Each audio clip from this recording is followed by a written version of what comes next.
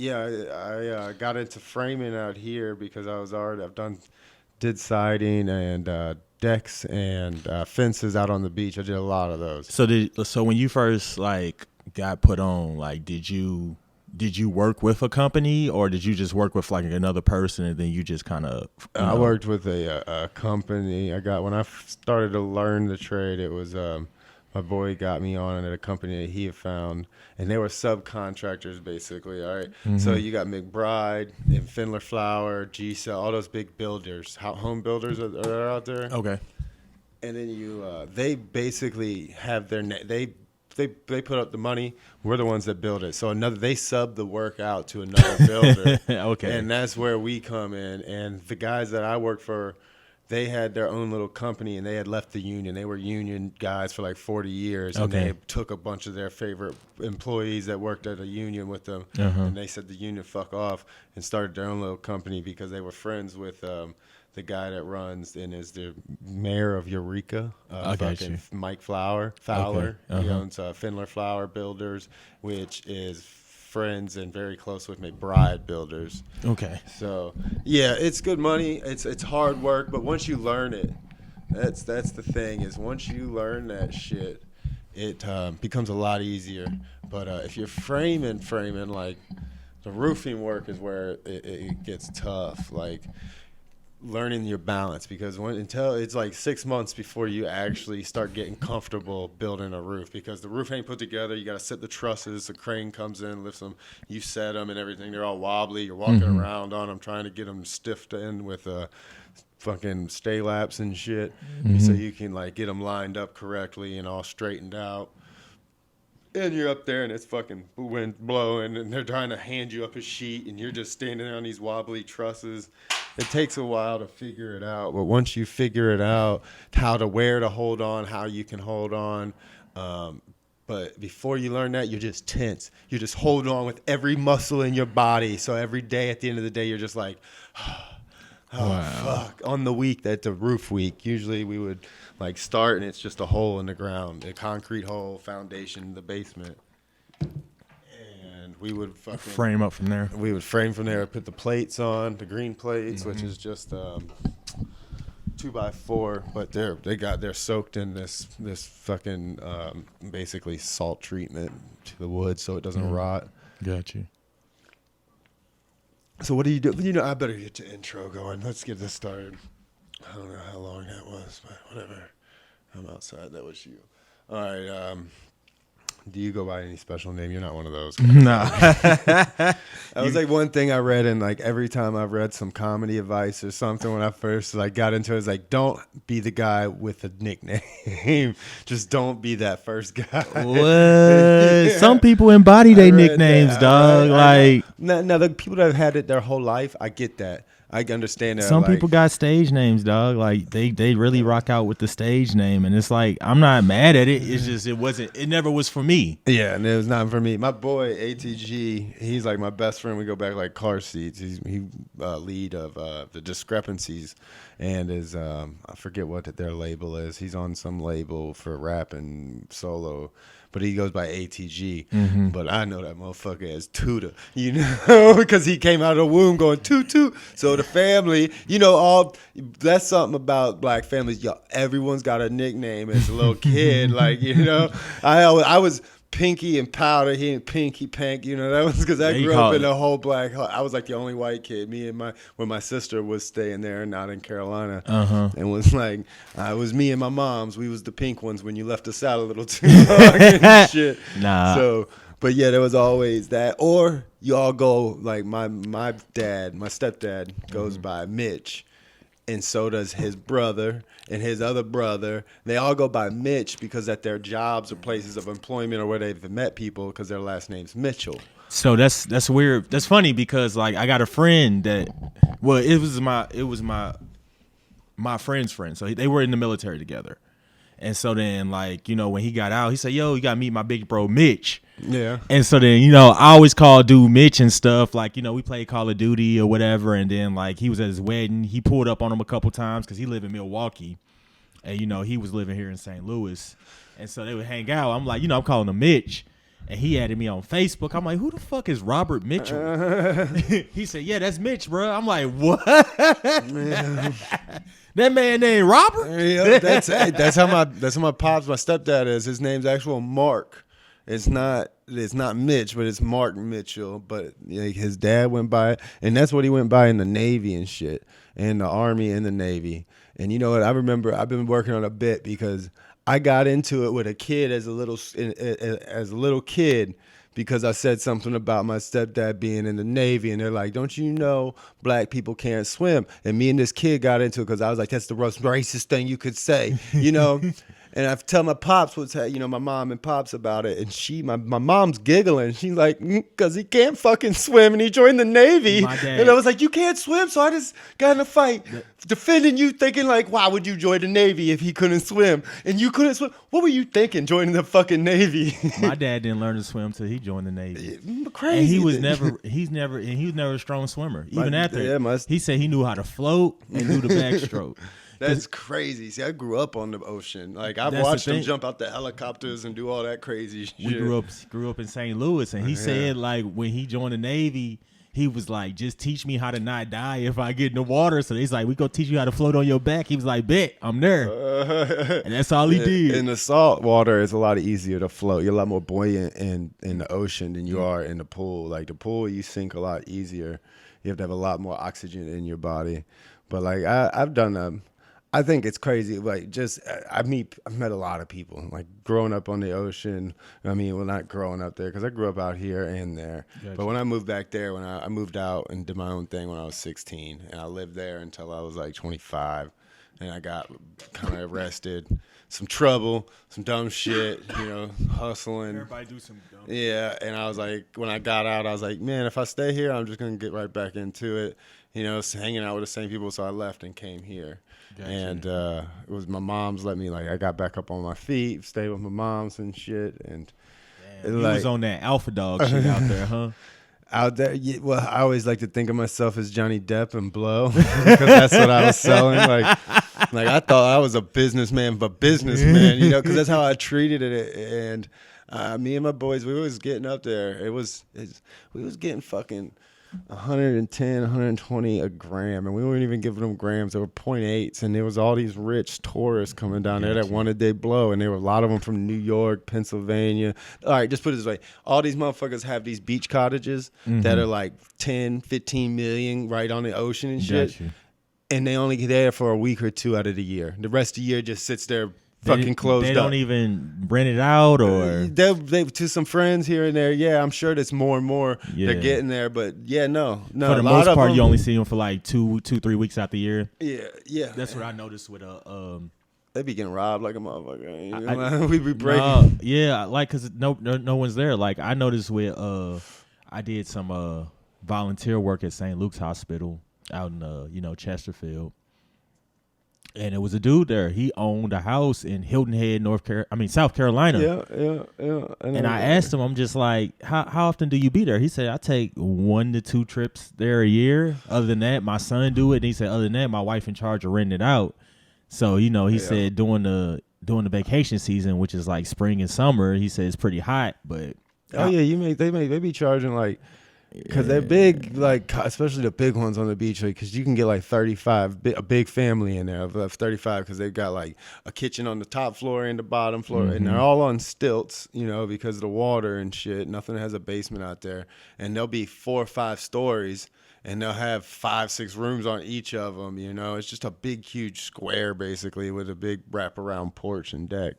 But, but the taxes and the insurance and what they paid us to fucking shovel out all the sand. These motherfuckers would put pools on the oceanfront houses, right? Where every year a hurricane come in and just fill it with sand. The beach that I lived on, the Outer Banks, was a fucking sandbar that was created by 2 big ass hurricanes supposedly collided and pushed a bunch of sand together, and then it got populated like over time and shit. What? Yeah, it's just this big ass sandbar out there right off the coast of Carolina. It's, I guess, considered an island, but you can get there from the bridge on 2 different spots, and I think there's a ferry to get to all the other like See, Knott's Islands. That's and the shit. thing. That beach living crazy. Like that's what I want to do, man. When I get like, that's one of my goals is to spend more time on beaches. You know what I'm saying? Hey, once you get into that lifestyle, it's not a like a lot of people. It's a very culture shocking when you drive into the beach, because you go through like Virginia and you go through like, all right, you got the military bases and all that shit right there through Virginia when you're driving through, and then you hit Carolina and you see the border station in Dixieland, and you're like Dixieland and shit, and there's just pigs and rebel flags every fucking where, and you just keep driving down this long ass road with cornfields on one side, and every now and again you see a big body of water here and there, which is like the sound is it's freshwater and saltwater mixed, and then like swamps. And then you see the grave digger shop, like that's the big monster truck. That's how deep you are out there in the Great Dismal Swamp area. Is that what is it called? Okay. And then you all of a sudden you hit this bridge, and you get over this bridge, and it's like a whole new fucking place. And the atmosphere, the people, it's just, you don't be seeing the rebel flags no more. You're seeing gay pride flags and shit. What? You got or that and pirate shit, and airplane kite shit, because there's we're the first that's where the Orville and Wilbur Wright is from, and flew the first airplane was the beach as I grew up on, the Nags Head beach and shit. So where they built and flew the first airplane was where I grew up. So there's all kinds of plane shit there to do and skydive. It's just like this little piece. And because once you go off the other side and go down and start heading the other way, it's country. Like I'm talking out here, like more country than this. See, this is just like a Walmart. You can get to Walmart in 20 minutes from here. It's Arnold. This is Arnold, pretty much, just the outskirts. Gotcha. Yeah. Now there, you can get into our Walmart closed out there because during the wintertime, the beach, tourists, like 7, 8 o'clock, because they're like, we can't afford to keep the lights on. Like electric really literally ain't making enough to keep the electric on. So it's all just a bunch of artists and like local, like it's one of those scenes, and it's restaurant industry ran. So wintertime, a lot of people go to live in Costa Rica, or they go to countries like that for the wintertime, for winter months, and surf. It's a big surfing community. Restaurant ran pretty much that, in real estate. Everybody down there, a lot of people, like you said, managing properties, people that own them, the property management, so they don't have to deal with the headache of like fixing it and the pest control and all that bullshit. Gotcha. But yeah, I still even introduced you yet.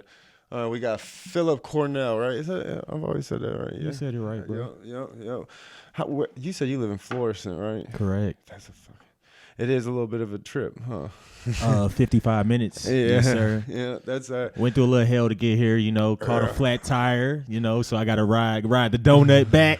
I got 2 new I just put 2 new tires.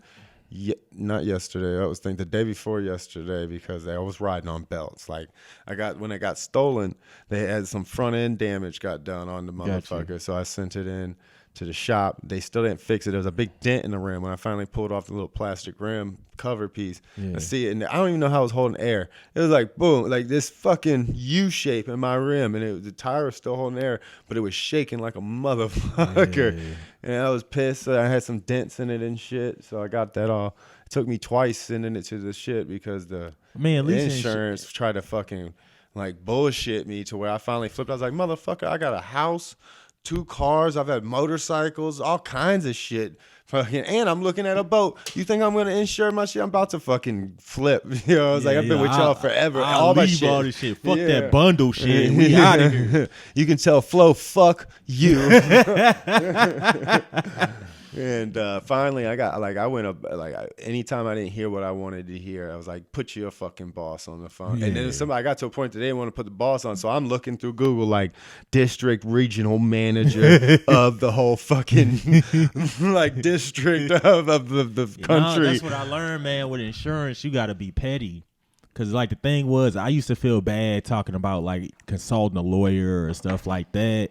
And I found out in the real world, the pettiest people are the most like they get the most shit out of life. Dude, yeah. Like my boy Terrence he man would not work a job. He worked a job maybe a week or 2, and then he'd always have an accident. Man, they made me get on a ladder. And I fell off that motherfucker. And nowhere in my job description, like, he was like that. Like, he'd go through the whole handbook and be like, got him. Like, he did that shit multiple times. And it was like, and then when he actually started running out of money from that, it ended up getting like Social Security and shit early because he got rheumatoid arthritis, which is fucked up because that shit, my pops got that and it's fucked up. I know it's a girl I used to date. She got it. Yeah, and she got it early. Like when I say early, like it started hitting her at like 24, 25. Shit, my boy's brother, little sister, when she was like 5, 6 years old, was diagnosed with it and shit. And they'd have to like take her into the hospital certain times. She'd flare up and all them the joints. It's arthritis of the joints. It makes them all like get stiff and fucking like when you see them people with them crooked hands and fingers. That's from rheumatoid arthritis deteriorating them joints and muscles. And that's crazy. But yeah, like she got it early, like real young. I was like, how the fuck? My dad got that. I thought that was an old people I thought thing. It was too. When she told me that she had it, and I was just like, what? Because it took her like over a year to get diagnosed, like a year and a half, almost 2 years to get diagnosed. So when she got diagnosed with it, it was just like, yeah, I'm glad I got a diagnosis, but that was just the start. You feel me? So yeah, because it's crippling job. I had an ex-girlfriend's mom that had it real bad, and she was a busy worker. She would be like jacked up on Adderalls too. I ain't even gonna lie. One of them, suburb moms that's got the arthritis, and she's supposed to be wheelchair bound because like she had screws and all kinds of shit in her legs and feet because she had it bad.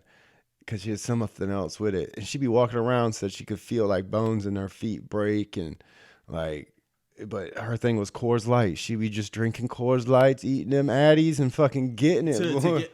Bro, so I used to think that shit was dope. But like, the older you get, you feel me? It's like. It's on the end. It's like a steamroller. Okay, I see it. No, the other side's the mouthpiece. You just put your finger on that and light the top. Yeah. Ooh, No, it was just like I noticed that like working like that it catch up with you, dude. Yeah. That's why I be like, I'm forward looking to stuff that's gonna be like I can't work like this for forever. You feel me? Yeah, no, that's what I've been. Especially like if you got kids, you know what I'm saying? Like I ain't got none right now, but maybe in the future. How old are you? 34. I'm 32. Me and my wife just started talking about the kids, like because we. I know what you mean. I worked too. I did construction during the day, and I was a bartender for a long time in the industry and shit. So I did bar backing and bartending, and I had a little job at a little place called Sky Music Lounge. I bartended and backed there on the weekends, which that would hold me real late. And other bars, I worked at the Busch Stadium for a while, bartending during the season. So yeah, my homie there. He was a supervisor up there. I know Kathy of like the Cardinal Club, and she was my supervisor, but she don't work. This was like fucking years ago too. How many years? Because he's been working there 10 years. That wasn't that long. I had just turned 21 because it was my first like.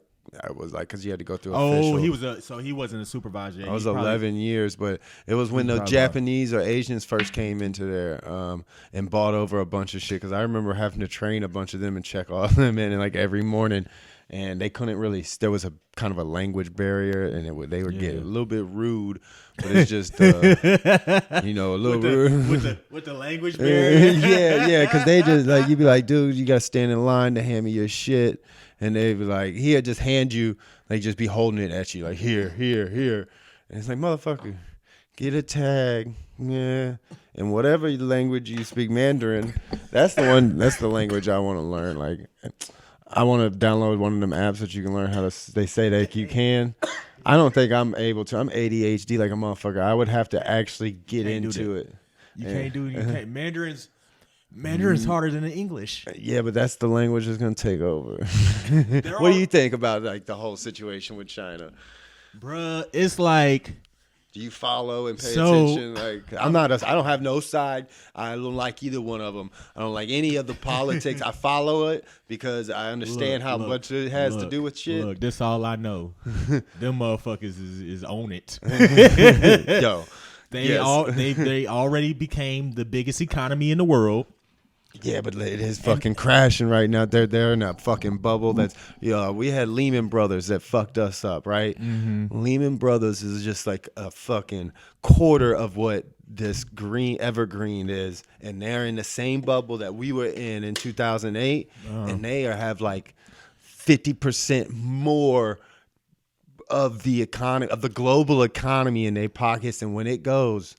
And they're right now stressing, like they're flipping out, because that's what I Well, it pay has to. attention I mean, the which- bubble has to pop anyway, so you just got to make sure when it pops, you're on the right side of it. Like that's kind of why I'm glad I started like the whole weed growing thing, because it's like, Oh, it Yeah. and it transfers into anything. that's what I'm saying. So as long as far as me monetizing it, obviously, like I'm not as far as long as other people. You know what I'm saying? Oh yeah, that's easy. But I'm not tripping off of that. I just want to understand the process, how it works. You know what I'm saying? All of that. I got out of the big game. I don't want to do. That's why that's why I was talking about framing in that shit over there, because I was like, I just want a few. I want a few little ones. I want to keep like in rotation to every month. See. I'm cropping like 2 or 3, like are giving me like a good 4 or 5 ounces, and I can just really pay attention to them. That I can't do the fucking. It's a full-time job when you got 300-400 plants. You know, you got 100 blooming, and then you got 100 fucking. That's what I was telling. Vegging That's why I'm glad I had spoke with you about it, because my one friend in Cali does hydroponics in Cali. That's a lot of work too. And he was telling, you know what I'm saying? He was telling me that you was the one that told me that was like, he said they can die in 8 to 12 hours. Like you can go off, go to work. Oh yeah, they can. They Hey, can. you come back and you know what I'm saying? You was just like, bruh, he was like, you said you a comedian, you doing all this other stuff, bruh. He said, do the soil. Do the soil. Please. You told me that. I'm like, you know what, Brad? The soil is like that's I'm what I was with, taught. Yeah, I'm gonna do the soil. I'm gonna do the soil, and I'm glad I did it, because it's been times where like I'll leave and come back the next day or 2 days, and then they'll be drooping or something weird to be going on with them, and I'm just like, dog, if I was doing the hydroponics, like it's a wrap. Yeah, and a lot of that you shouldn't deal with that too bad. That sounds, if I used to deal with it being thinking that was my whatchamacallit, like the soil or something. Now what I'm switching over to right now is about to run, and that's why like everything, I've got a lot of shit over there broke down. I'm not really running anything. I've got a couple that I'm fucking with and hoping to bloom out, and then I'm starting a whole new batch of genetics that I'm getting. It's like pound cake and critical something, a bunch of other new crazy strains from these different From your fucking connects? breeders. Yeah, well, they're actually like they got like they're like legit sales. Like you can go on Instagram and shit. They're big on Instagram, and they have like seed bank sales and equipment, all kinds of shit. Okay. But I'm getting actual clones from them. That's where the game. That's the only benefit I'm kind of. You could go order their shit, but I'm just like, fuck that. I'm not going from seed again. Like I don't want to do that. And you know I can take care of this shit. I'll grow it up. I'll give you your fucking clones of whatever you want if I ever get a good trait. Yeah. And that's all they're doing right now. And I'm thankful for sure, dude. Dude's got some primo bud. This is one of his buddies that's been working on this, and it's just flavors. He's the one that does. This guy is the one that's connected to that does. What is it? The cookies and the wedding cakes, the cakes, pound cakes, wedding cake, I just got birthday cake, all those cake strands. Yeah. He's the one that's that's his that guy. he's the cake strand. Yeah. Dude, I just got some from the dispensary called LA Kush Cake. Yeah. And I did some birthday cake previously, and it was cool, but this LA Kush Cake, this is some of the smoothest stuff. Yeah. Like it smokes so smooth. That's why I'm getting fucking with this guy, because it's like, all right, if you're gonna hook me up with clones pretty much for free, and you just just as it helps you have a reserve of if you ever just need in case, anything. just in If case. you need, like, shit happens, but he's legal and legit. I'm legal and like there's my shit right there still. So I mean, I ain't worried about the law or nothing like that. I mean, I'm legal too, so But, yeah. yeah. Shout out to the legal people. The legal, we legal out here. and like it's much better out here. They're the way they got it set up as far as how much you can grow. I think what can you have? You can have 4 blooming, 4 vegging, or 6. They told me I could have 4 ounces of marijuana a month. So whatever that equates to. when I looked at the paperwork I had. So, Whoa. No, my boys are growing. so I know people are growing off of that 4. Like all the dudes that were worked with at Proper alone, all the kids there, they're like, I'm getting 3-4 ounces off of my, and they're running 4 plants. So that's what I'm saying. So Blooming basically, I'm assuming it's 2 plants at max. I mean, I'm running 4 right now. Wait, no, it's 6. It's 6. Yeah. What's the damn law, man? But they said 4 ounces a month. So I was like, we got the fucking Google, dude. Like, that technology is crazy, man. Like, are we in the real world? He said we got the Google. What are you talking about? We grew up we're the last generation, the last They ones, used the early encyclopedias. 30s. Yeah, that, still got their ass beat for real. Still knew what it was about to be home when the lights came, the street lights were on and shit. Yeah.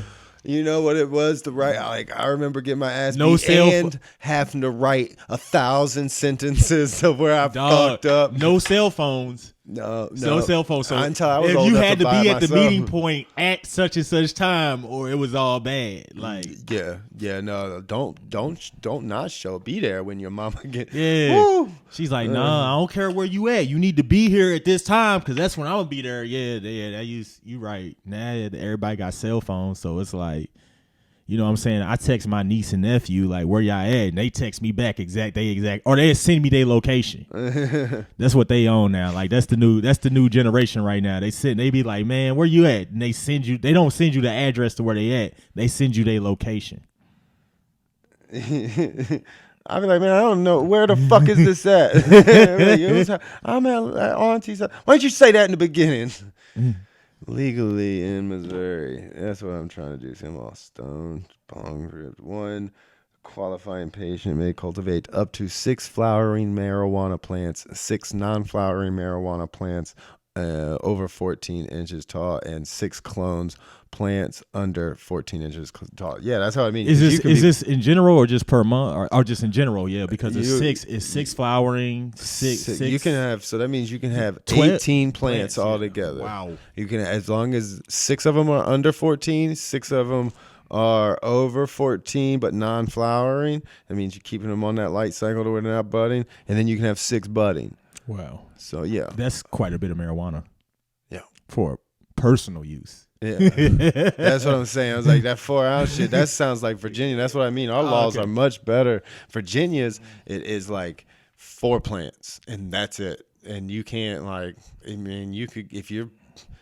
you can't be caught with over 4 ounces or something like that. But I can grow a plant. I had plants that was like my outdoors that I grew fucking a couple years ago. I had so much super soil left over. I dug a big ass hole out here on this sun hill. Mm-hmm. The hill just gets hella sun back there, and I just fucking dug a big ass pit, basically put all the extra super soil I had and shit in there and just let it go and put a bunch of, I just crammed plants in there. Like all the extra plants I had that like I didn't have in the potted, but I had clones that were rooted in the cloner. Mm-hmm. And I was like, what do I do? I put them in a fucking bunch of Dixie cups, let them get rooted, and I took them outdoor, and I was like, fuck it, we're just going to see what they do. And these motherfuckers took all that soil. I was like, man, I wish I wouldn't have wasted all that soil. Really? But I was trying to clear out everything. So I was like going through all my shit. Like I have big, huge bins that I would make my soil in, like cattle trough fucking feeders are big. Like, so funny thing, I mixed my soil because I use mostly cocoa. You know what I'm saying? Yeah, that's what I'm switching to is a straight cocoa. So I use cocoa, but I had a little bit of organic soil, like probably like an ounce of it. So I'm gonna just mix it in with the cocoa because I didn't want to waste the soil. I mix it in, and it's like in this little, I don't know what you call it. It's like one of them. It was almost like a laundry bin. But I mixed it in there, and then I stirred it up and did all that. And I used the water hose to wet it and all of that stuff. So, yeah, I use right now. My recipe it's like I use the home nature's home or something like that. Organics, raw like nutrients like oyster shells and fucking bat guanos, seagull. You better than me. I just get all that all stuff that mixed. Yeah, I get it yeah. all See, I'm mixed switching into. over though. I'm switching I over got the to where cocoa and I just get the already pre-mixed stuff. Just that pour we it didn't right have in all there. that, all that pre-mixed shit. All we had back in the day was to choose from was Fox Farm, which I always had issues with that burning shit up. And then we had a little bit more and more. Now you got shit that where I've got some found. I still so I'm using Fox Farm right now too. But you think they got better or You cut it though with cocoa, didn't you? yeah? Yeah, see, yeah. Like So I they're let the supposed to be. well actually I put the Fox Farm. See, you still doing some mixing, but I was just took it to. I was like, what are these soils doing? And then I found because I was doing it at such a large scale, I would found all the stuff in like 25 to 55 gallon like pound bags that they would find, like big ass dog food bags, and I would just mix up huge fucking bins of it myself, and that because you got to cook it too. You got to put a tarp over it in the bins, and then like let it cook for like fucking 4 to 6 months. It's a real hot soil. Now you take that cooked soil and you layer it in the bottom of your pot, right? And then you put just like your straight cocoa or whatever on top.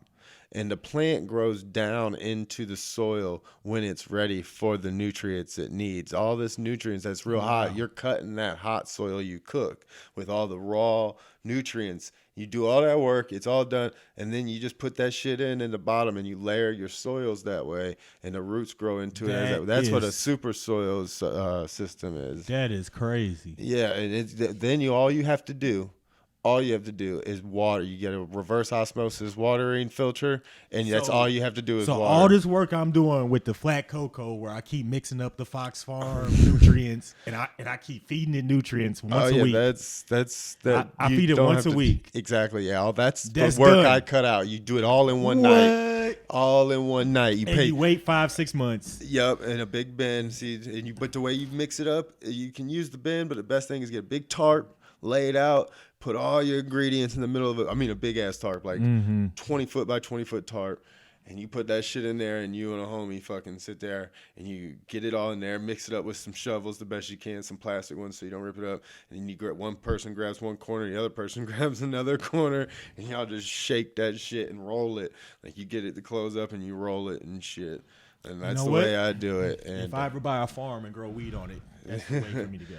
Yeah, and then you have it too, and the longer it cooks, because like every couple of months, like I would do mine like every month, depending on how warm it was outside, because that's all you gotta do is leave it out I leave it in the garage, and I take the tarp off, and you'll see all this white, mossy looking shit growing. That's that good mycelium. That's all that microbial life that you need. The microbes. That is the way that's the hack in growing. Like we've learned that plants communicate. Plants like in the forest and shit, they'll take like one plant will be deficient of certain nutrients, and they'll work together and it will communicate, and this section of the forest will basically through the microbials will travel through and give that section what it needs. So microbials are like neurons, is that what you're saying? But they move a little bit slower? No, that's microorganisms. They're like microbacterial organisms and shit that are all good, good. But they travel, but the forest... Yeah, they communicate through each other. And that's like a neuron in the brain. Yes, it is. It's a very... You know how the neuron sends messages throughout the body and stuff? Like, we need this here, we need that there. Yeah, there's this whole TED Talks about it, too, that blew my mind when I first got it. And then I started reading about it, and, like, that's what you use all that organic soil. That's what... you don't put any of those chemicals in this soil. You don't feed it at once a week and any of that shit, because that will kill the microbes. The microbial lives in that hot soil that you have, that's going to get into the rest of the soil, and it's going to do whatever that plant needs it to do. And it's its own system, its own thing in the bucket. And as long as once you get your recipe dialed in, you gotta get it is some work and a little bit of research. Not anymore. From they have the shit you can order now that you can buy in the bags at the pallet load and already shit like that. Super soiled up and everything, all cooked and everything. That's what I mean. Like now it's not so much, but back when I was doing it and started, it was like you had to spend a lot of money. It was sketchy to buy the shit because they knew what you were buying it for. because like, and it was just, It was easier just to make it. Yeah, because then I found out I could go get the shit all I need. I could go right up to Bear's Home and Garden and fucking put an order in, and I get 50-pound. I mean, bags I be up in Handyman and Walmart getting it in. Yeah, I don't be. I'll be looking at people. They be like, "So you're a gardener?" I'm like, "Yeah, motherfucker, that's what I do. Yeah." They don't ask no questions and stuff. I just be like, "Yeah, I need this. I need that." I go to Handyman, then I go to Walmart for like the cheap. Like I feed my plants natural spring water, so I'll be getting that from Walmart. I do the I have a reverse osmosis water filter system that because we've got hard water out here, which is I just haven't ran any testing on it, and that's why I run mine through that meter, because the reverse osmosis basically takes the water to zero, just completely neutral. Mm-hmm. Like the pH is neutral, everything, and that's what's so great about that soil is that it controls its own pH. It controls its own all of that shit is balanced out. It balances itself. So you're out. basically putting purified water into it in the soil. Yeah, I just put that's all I do is put that water with nothing. It pulls all the minerals. It pulls all the fucking chlorine. I have well out here, so I got a lot of hard minerals and stuff that are in the water that seems so much easier once you get the setup. Oh yeah, that's the thing is like I had to get the setup, and the reason I did that is because I've had success with different nutrients. I've tried all of them. I started off back in the day. It was just general hydroponics is what they had. They had bloom, grow, and then they got and then they started coming out with more. Fox Farm started to release some, Humboldt, but now there's tons of different kinds of brands and different stuff out there. I really liked back in the day before they sold out. Roots Organic used to sell soil. They still do, and that shit was so good. It was really good, like all the way up until bloom, and all you had to do was like throw bloom nutrients on it at the end cycle, and it did pretty well. And that's how we. I had great luck, but then they sold out, and I guess they started producing the soil somewhere else in another factory that was supposedly right next to a landfill, and people were getting all kinds of shit in their soil. What? So I stopped. At that point, I was spending a lot of money. I was like, I wanted to get this up, because once you get the plant growing and you figure it out and you get a system with these plants, and you're like, you know how many clones I could take off of this fucking plant right now, and then every fucking other week, you know how many clones I could do. You know, I still haven't made a clone machine, so I just bought some rooting stuff, you know what I'm saying, from Handyman. Yeah, the cloning machine's where it's at. That shit. What I just gotta. I'll make you one. That shit's so easy. I can make. Dude, I've got a couple out there in the garage that I made. I finally said fuck it, and I went. You got a couple clone machines? That I had. Because you just I've had better some with like it. this that I've made. This is just my pipe clean shit. I've just laid my pipes in there and it cleans them.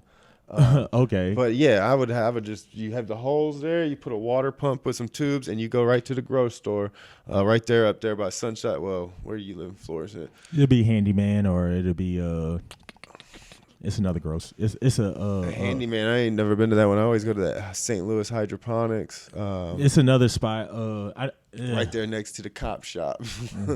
There's another one in O'Fallon by the back door.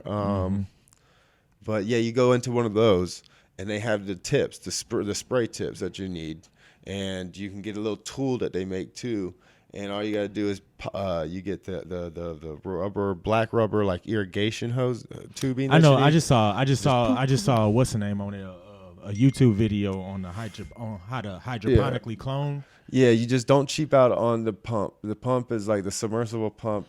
That's the biggest issue that everybody wastes their money, because they get too small of pumps. And just get a big enough pump and build a nice system, because the bigger the container you have, like the way I went all out with mine, I bought one of the big fucking 100-gallon Rubbermaid ones, like the ultra big ones, and I drilled it. It's like a 250 site clone machine. Got a big ass pump.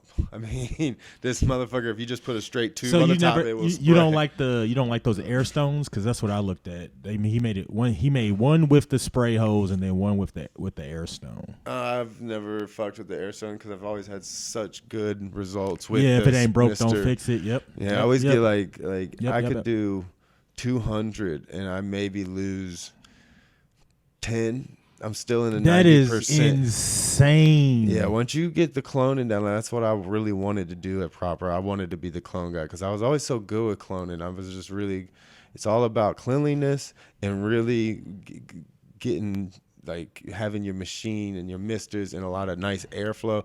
And what I did with mine is I built, like, I framed in, basically puts a frame around the whole Rubbermaid thing to where, and it had 2x4s that came up, and I had made like its own ecosystem. This plastic thing out of plastic, pretty much, and then a sheet of plastic. I'd open it up, and it would rain in there, and there would be no water down there, but the humidity, because it would be in my mother room, basically, because I leave the lights on, 18 in my mother's room, and I just leave that in the corner, and it'd be its own thing, like its own little thing. Whenever I need, get my mother's right there, and I would keep your rooms clean, and have my little clone station, and I have all my little cleanliness shit right there. Boom, boom, boom, boom. Shut it, close it up, because they're real. It's weed. It's gonna grow. I promise you, that shit's gonna grow. Like, that was somebody told me. They call it weed for a reason, man. The shit ain't. It's gonna grow if you plant it. It's just nowadays what they're doing with it, though. Like, fuck. I want to know in 10 years. I wonder how long it's gonna take before we max out like the full potential of the genetics as far as the percentages.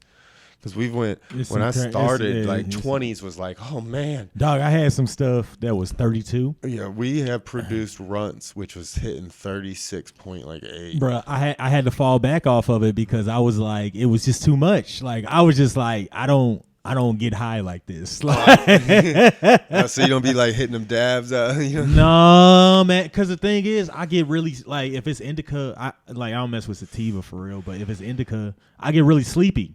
And it'd be like, that's not the all right. Since you're growing now, you gotta learn this. That is a myth. The indica sativa, it's all has to do with the terpenes and which terps in there. You can have they say the skinny fingered leaves is the sativa. The Phill short plants with the fat fingers are usually your indicas. And the indicas make you like sleepy and hungry. Relax, and sativa makes you happy and laughy. And a little bit energetic. Yeah. No, that's all the terps that are in it. And that's what I mean by these specialty strains that they have. And that's where the money's going to be, because all these growers are going to be getting clones off of people. And that's why they're like, yo, we got one that's producing this much percentage of this terp and this terp. And it's like, I just want to smoke it, bro. But working around all those guys for so long and being in it, it's got to rub off. Yeah. Like, I can't break it down like my boy Jordy can. Like, well, at some point you're gonna slip into biochemistry. You feel me? Yeah, that's where it's going. And I thought about hitting that end of it. Like, I really was gonna get into the extraction. Like, I got a fucking extraction machine and everything, a nice closed loop system, which is butane, like to extract that expensive ass butters like you got, like people be getting, but you got to flash freeze it. See, we have a section at Proper that does that these super cold like freezers, and they'll take plants as soon as they cut them down, and they have to freeze them because there's special isotopes that will dissipate and disintegrate if you don't flash freeze the plants right when you cut them down, as soon as it starts drying, I guess. And that's how you get this stuff they call butter, and it's the really expensive dabs, but that's when you're hitting high end. Like, it used to be shatter. Like, shatter was the high end shit. Now you're getting like damn near clear fucking straight. That's what I really like. Distillates. I like the pens and all of that. So shit. I'm gonna get into the pen eventually. Like, what's his name? That'd be around the club. Jeff. He let me hit his pen. I hit it twice. I was so high. I was like, bruh, I can't smoke weed with you again, dude. Like, yeah, I like I'm like, what type of wax did you put in here? He was like, they said it was some good stuff. I was like, I see. Yeah, like when I go and get the waxes, like I want that 98%. My God, I didn't know it was like. I didn't know it was like that out here, man. Yeah. And they be taking them on planes and shit too. Like, like I don't do that no more because it's. All right, if you're going in the States, I'm gonna break it down for anybody listening to this. Just fucking mail it to yourself wherever you're going, because from what U.S. Postal, don't use UPS, don't use FedEx, because you sign a waiver with them. It's their property, and they are known to give the DEA or anything. But anyway, even before that, do you know what it takes to clog up the postal system? For one, you have your rights, your constitutional rights with the mail. They don't have the right to illegal search and seizure. You have to have somebody snitching on you. You have to be a full-blown drug dealer. They have to have physical evidence to get a warrant and to bring in and shut down the postal service and get them to fucking give them the package and find the package. They're not gonna do it if it's just you in Colorado fucking with some pen cartridges and an ounce of weed. Get a big thing of organic, locally sold peanut butter, gut that shit out, put it in there, put the peanut butter back on top, get some locally shit, because that's, Colorado, Seattle, those places got all them artsy fartsy vegetarian local, if they say anything about it, be like, oh, this is my protein shake, I work out, and they don't have this, they don't sell this shit where I go. That's boom. Hey, that's how I always did it. And you just mail it back to your address? Yeah, because that pulled over shit, driving with it, phew. Yeah, it's the car is the only way they can get you.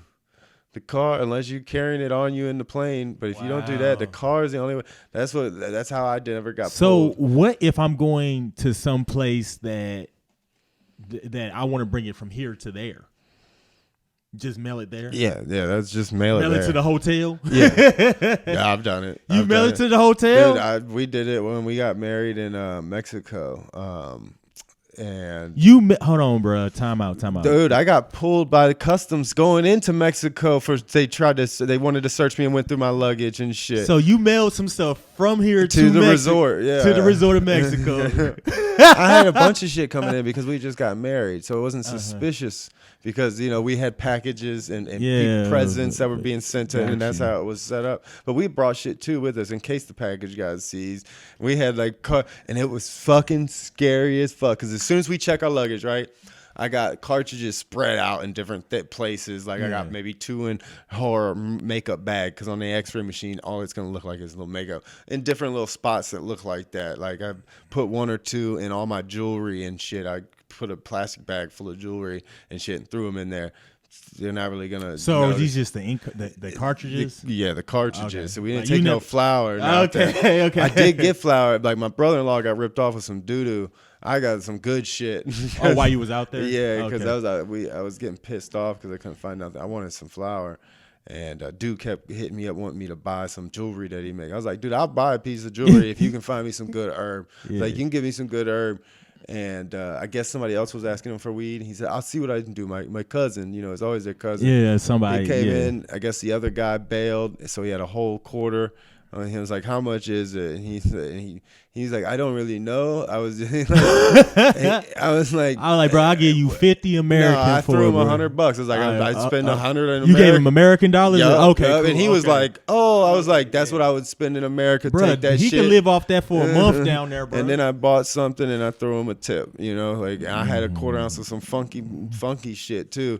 And my brother-in-law had a fucking little gram that he spent like $50 on of a cellophane with some brown seedy ass Bobby Brown ass. When I went on a cruise a couple years ago, we were talking to the waiter. He was from like St. Lucia, and he was like, "Yo, bro," he was just like, "You want some weed? Just go ask one of your waiters at the restaurants, and they know you're American, so they already know. Just tell them you'll slide on some extra, money or whatever." So we was at this one island. I forgot what it was. I think it was Grand Turk or whatever. Dude, so there's some of the worst. Like this shit was brown when we opened it up. Yeah. We never did that on the beach, but we was like me and my boys all had long hair dreads, and we would sit out skimboarding and surfing, just sit on the beach and tourists all the time. They don't want to drive with it; they scared, but they want to get some weed while they on vacation, out there fishing and shit. Yeah. And so they always see the dreadhead, and they're like, "You think you can give me some weed?" I didn't sell weed. My game was blow. I sold the cocaine. That's where the money was. Unless I'm growing it, it ain't worth it. Buying an ounce and gramming that shit, fuck that. That's a hustle. That's work. You're talking about a full-time plus overtime job. Those grams, those nicks and grams hustlers, people sleep on them. I've watched dudes stack money on that. On the beach, we're just selling them for $25 and they're 0.8 in them for what? For a gram of fucking. So that was big in high school because people couldn't afford to get more than an ounce at a time. You know what I'm saying? Oh yeah, I know. So in high school, that was big with the nicks and grams. But once you got to college, that's when people that was really trying to do it, for real. That's when it was like my homie got expelled from Lincoln University. They was moving 1 to 2 pounds a week. Yep. The schools were good, but see, I had those kids buying, but we would get the college kids that would be getting they'd come from Colorado or something. Rich ass kids think they're gonna come on the beach for the summer and live there, and they'd come there and think they're gonna fucking steal the whole game, corner the market and shit. And they reach out and they start telling and everybody and letting us know. And we take that shit. They come there, rich ass kid, nice ass cottage and shit that they staying in. And they'd be like, yeah, we'll help you sell this shit. We'll help you sell it. Get them drunk as fuck. And be like, damn, dog. And just rob them and shit. Hey man, I didn't have money. I grew up on the beach and it was paradise. That's why I can't say oh, it was rough. I lived in St. Louis too. I got my fucking ass beat just like the rest of them there. I just got lucky to go out there. But I lived in a place called Collington Harbor, and that's when you said that, the police knew that was the bad part of the beach because there was one trailer park in there and shit. And the trailer park is the hood. If in places like that, and sisters, white people, our hood is a trailer park. We got meth, heroin, and fucking Oxycontin is a big one too. And loud fucking Van Halen and ACD all night long. It's like we got the loud rap music and stuff. Y'all got the loud. Man, that is crazy. See, that's the thing, man. That's what I like about being a comedian. You know what I'm saying? It's like you get to meet so many different people. Like it's people in St. Louis that I would never have met if I didn't do this. You know what I'm saying? Like the type of people I was hanging out before I started doing this, they still, what I'm saying, some still family, whatever. Yeah. But I never thought I would be going into that. What was that Ophir place? My first time going there when they started that, music stopped. And the funny shit is, dude, the owner, one with always the pistols on him and shit. He passed me down and shit. He's like, whoa, because I had it was a wintertime. I had my pea coat on, like the New York long style trench coat, but it's a nice pea coat. It ain't like the shoot 'em up school one. But he's like, you ain't here to shoot up the place. He passed me down and I got my pistol on me the whole time because I'm not going out there without it. I asked my pops, my stepdad, about it, like a couple of these places. Octob had one, and Ophir, I looked at him, I asked him about it. He said, I don't take my black ass down there during the day no more. He said, unless I have to be there.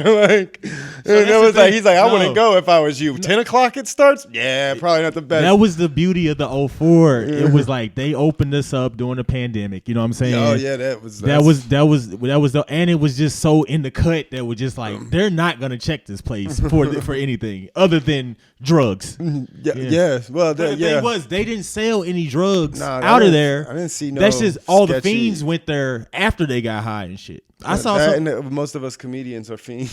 Not like that. No. Yeah, I ain't never fell asleep while, bro. Oh no. Y'all ain't on fentanyl and whatever, but. Yeah, if you talking a couple other things, everybody dibble dabble a little. Oh yeah, everybody the cocaine is that's a hell of a drug. It's a famous quote. Rick James. Yeah, cocaine is one hell of a drug. So, but no, that's why I'm glad. Like I said, I was hanging out with How long did you start? I'm 4.5 years in. I'm gonna be 5 years in March. So it was a little after John Matt. So I probably saw it because I started going a lot and I started writing, and I remember John Maddie started 8 years ago, and they started the Funny Bone in Valley Park. So I would go there and watch him all the time, and I was real jealous, because I grew up watching Def Comedy Jams and fucking the Apollo. And like my favorite shit was like that Jamie Foxx, I Might Need Security, and that other one. Like I had that box set. And I remember letting all my like the white friends that I had that were like dirt bike racers and all those fucking rich kids that I would hang out with. They come over to my. I was the one that always had his own place too, which I still don't fucking get. The poor kid. So these was all rich people, rich kids that would always end up crashing at my place. But you had the spot, bro. Yeah, well, I moved out when I was 16, and I was I started working. I was like, I gotta have. You had the crash out spot, bro. No, that's real. Because like I had a homie like that. He had the crash out spot. So basically, it was he had a crib in a Spanish Lake. And his mom was just like, yeah, fuck this place. I bought the house, but I'm buying a new house. You paid a mortgage? It was paid. Oh, so she was just like, if you could keep up with the utilities and taxes, this is yours.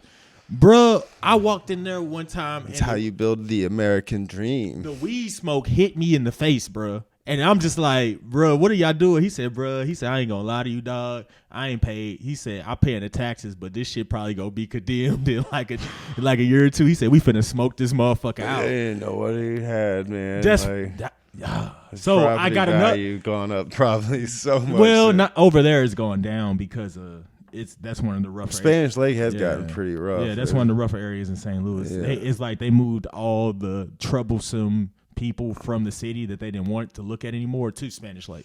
Yeah, see, St. Louis is weird. Like it was number one in the charts usually every other year, or always top contender.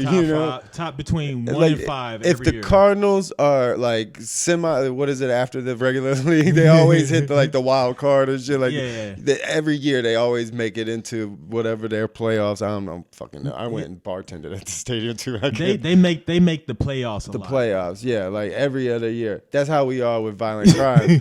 But it's a lot different because you go to Chicago and you know where you ain't supposed to be Chicago. And like when you're in Norfolk, Virginia, you know where you're not supposed to be in Norfolk, Virginia. That's how I felt when I was in Milwaukee. Like we went to a spot in Milwaukee. I was like, hey, bro, I gotta go. They was like, what's wrong? I'm like, this ain't the place. All right, this ain't.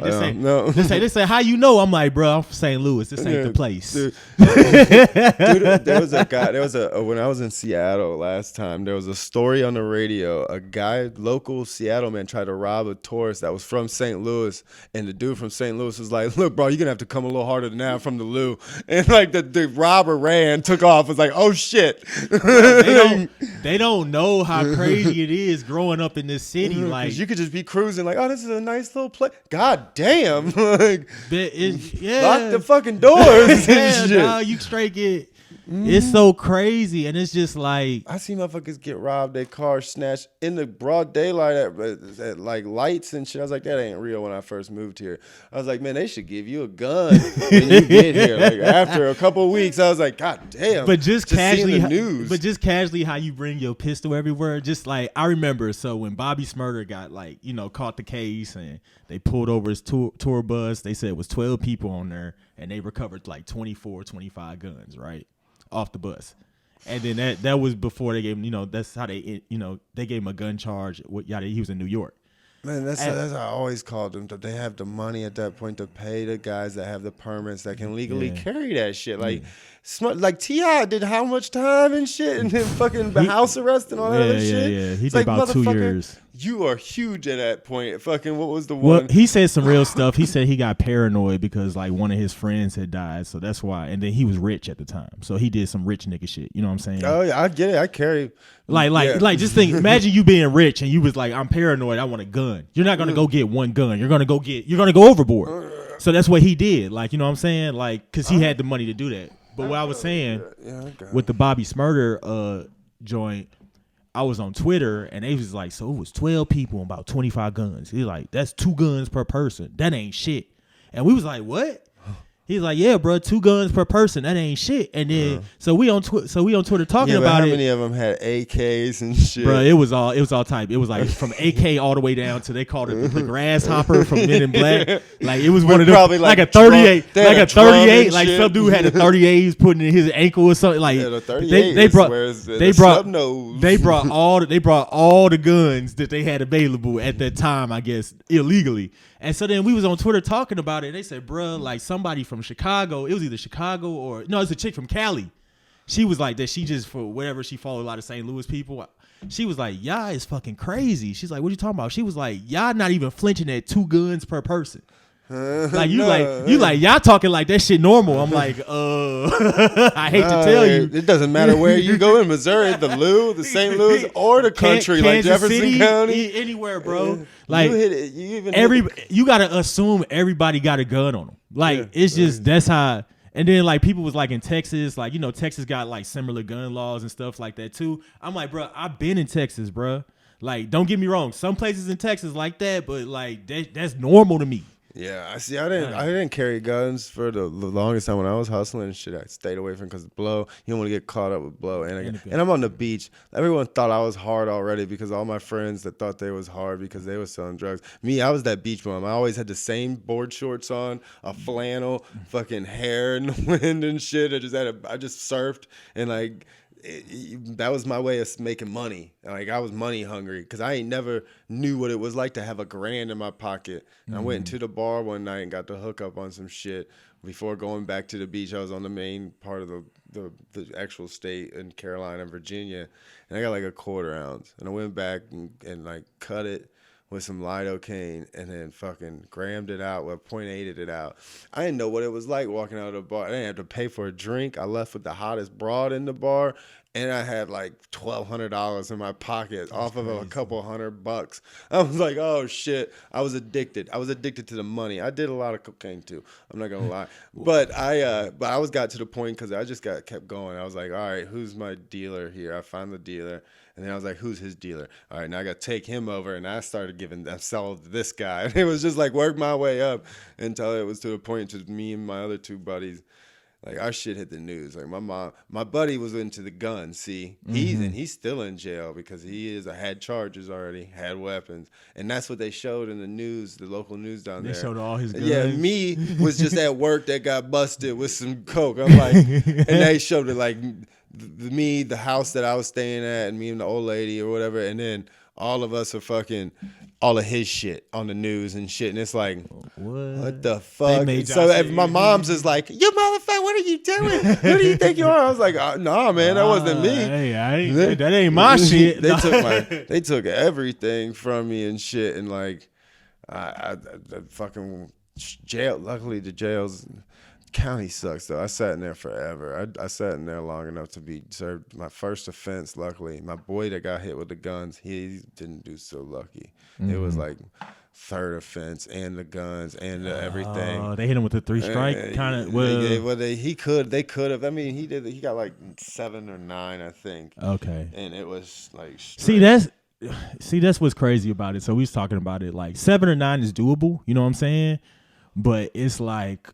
Once you get over that 2 or 3 year mark, that's when you start becoming institutionalized. Oh yeah, no, that shit was not for me. When I got in there, it was like it hit like a week or 2, and I started hitting that walk because we had pods and shit, and I'm like figuring out 1,200 laps around this pod is fucking a mile, and like that's like institutionalized shit. But I wasn't gonna bail out and spend all that money and then get thrown right back in. I was like, fuck this. Spend that money on a lawyer, and I got the best lawyer I could. And like, I ain't going back to North Carolina, just put it that way. If I run a stop sign and sentence activates, I ain't doing 7 years over some dumb shit. Like, I just don't go back there. I'm like, no.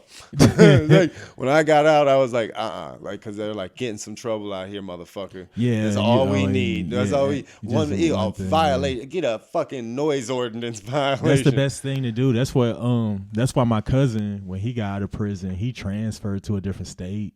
Yeah, because he was just like, I just don't want that jacket on me like that. He said, I'm gonna just do my probation in a different state. Because everybody gonna be expecting something, and then that was what it was. Because So a good place to move, but the thing is, a lot of felons do move to Florida because they can recreate themselves. But yeah, they also could be on the run because they're not it used to be not a non-extraditing state, I believe. Yeah, but I just know, what was it? if you black though, if you ain't got no money down there and you black and you a felon, you get right back into that the ain't trouble, that ain't the spot. Florida not the spot. Yeah, they got a whole like YouTube streaming video of a cop, a sheriff that's just like holds up pictures. You see this motherfucker right here? He thought he was gonna be slick. We got his ass. No joke. I'm like, God damn this motherfucker. Bro, nah, they say if you black and you a felon and you don't have money, Florida not the place. Yeah, because there's a lot of white felon meth heads out in that motherfucker. Because everyone thinks of Miami, Orlando, the Keys. Yeah. No, there's a lot of fucking land in between those places. And goddamn, like you think Fenton, fucking Missouri is bad, and they hit #1 on the meth capital of the world there for a little while. You go to that Walmart and it's like, oh shit. There, it's about we have a radio show, game shows, like weekly game shows. What's going on in Florida? Like it's like the craziest news article every week of some crazy shit that happens in Florida. Like with some crazy people, butt naked, runs and tries to rob someone. Remember when the bath salts was getting out of control? It was like people was eating people's faces, and I looked. They was like, "Yeah, this was Miami, Florida. This was." I'm like, "What the fuck?" What? Yeah. Supposedly it was bath salts. I was just watching a fucking. I think it was a conspiracy about something with that tied into that. Like supposedly the body, the autopsy doesn't show any actual drugs, and that just like everyone said that because you know how they'll come out and you're automatically guilty when they come out in the news. And like, once you in the news in the court of public opinion, you done. He refused, and what is it? He resisted arrest when we told him. I was like, yeah, you told him to go left. The other cop told him to go right, and then this motherfucker told him to go down. He didn't know what to do, so you beat his ass every which time. I said, get down. I said, get down. They're yanking on a motherfucker because I've been in that situation. I've had my ass. You gotta think for like because I'd been assault on an officer charge. Because I'd have been. So my nephew, like that's what he went to prison for. Like that's what assault on an officer. That's why he had to do I think he did about 4 years, right? Because with previous offenses and oh shit. So he was reckless endangerment and assault on an officer. Like if he would have got a good lawyer, he only did probation. That's where it's at. But he took the plea deal, and the plea deal was like, I bet 3.5. That's their game. That's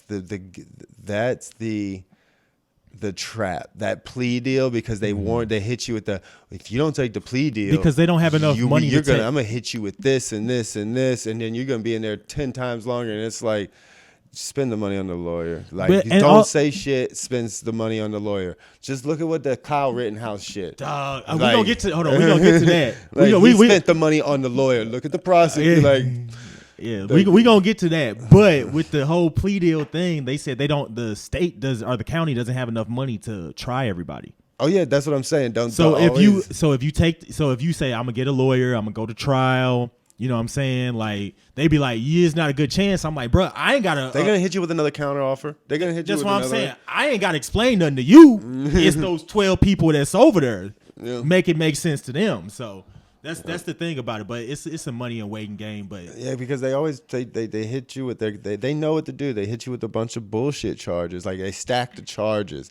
You get hit with a sack of weed and you have some papers in the center console. Like you can get hit with 30 years for all of this. You be like, oh no, bro. They give you shit with some papers, a blunt wrap. That's like two paraphernalia, multiple paraphernalia charges, a baggy paraphernalia charge, the weed in it. It's like, God damn, how many paraphernalias? And that's worse than the actual weed them charge. Paraphernalia charges are crazy. Yo, dude, I've had so many goddamn bongs and pipes and shit. Like, if I had never gotten any stolen and broken by the fucking raids, and like I did a lot of I lived in a party place for a little while, and I was. See, I never was. I always visited the party place. I was smart. Yeah, I was the visitor. I would come at a decent time. I would leave before a decent time. I wasn't like always the baller though. I lived in a tent on that motherfucker for like a year and a half because I wanted no responsibilities. I was on a run too. They wanted me for questioning, which just means come on in and turn yourself in. We're gonna arrest you for some shit. And I was like, no, I'm gonna get me a lawyer. And then we played cat and mouse for like a year and a half or two. Like I was like, yeah, well, they chased me for a long time. Like we played a good game, and when they did bust me, I was like, yo, You dropped me. He's like, how come we could never get you? And anytime a regular deputy would pull you over or something, you didn't ever have nothing. You never had nothing on you. And all they wanted me was for questioning. They only got me in hours that the detective isn't in to fucking approve the questioning. To hit me with whatever charge that they're trying to investigate me for. And it was like, you never got. I was like, yeah, because I don't drive in a car with shit on me, bro. Like, this is the beach. We have bikes with all I needed was my little light on my bike. You can't pull me over, and I'm on the beach paths all through the woods. You ain't getting me in this motherfucker. You can't come pull. Who you gonna pull over? Who you gonna chase on a bike path, motherfucker? Yeah. Like, nope. And then I just fall in the sand, and oop, there goes all the blow. Like, you have fun looking for it. Yeah. And like. That's how anytime cops. That's crazy, man. Cops, You was out here, man. You was out here. You had it down to a science, bro. Yeah, no, I thought it out. Like a lot of the dudes were just out there, just hustling, like the dumbest way ever.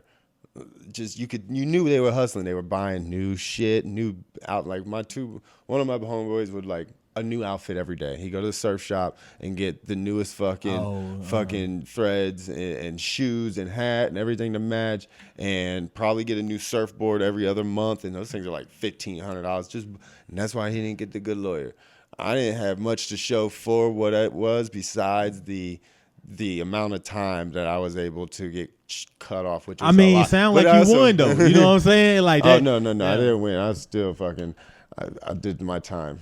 I sat in that motherfucker for a while. We did our time. We sat in that motherfucker for a while, but we fought it, and it was like I wasn't gonna spend. I couldn't afford the lawyer and the bail. It was like no. You made the right decision. And my old lady got arrested too, so I had to lawyer her up because they wanted me, and they were like, if you fucking just take this, we're gonna drop hers. And I was like, oh, you gonna drop hers because I got her a good ass lawyer too.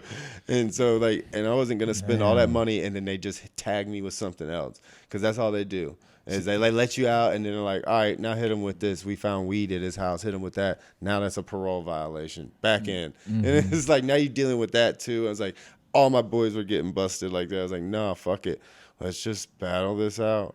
And we did because I wasn't looking at as much time as my boy. I was more stressed for him because he was kind of scrawny.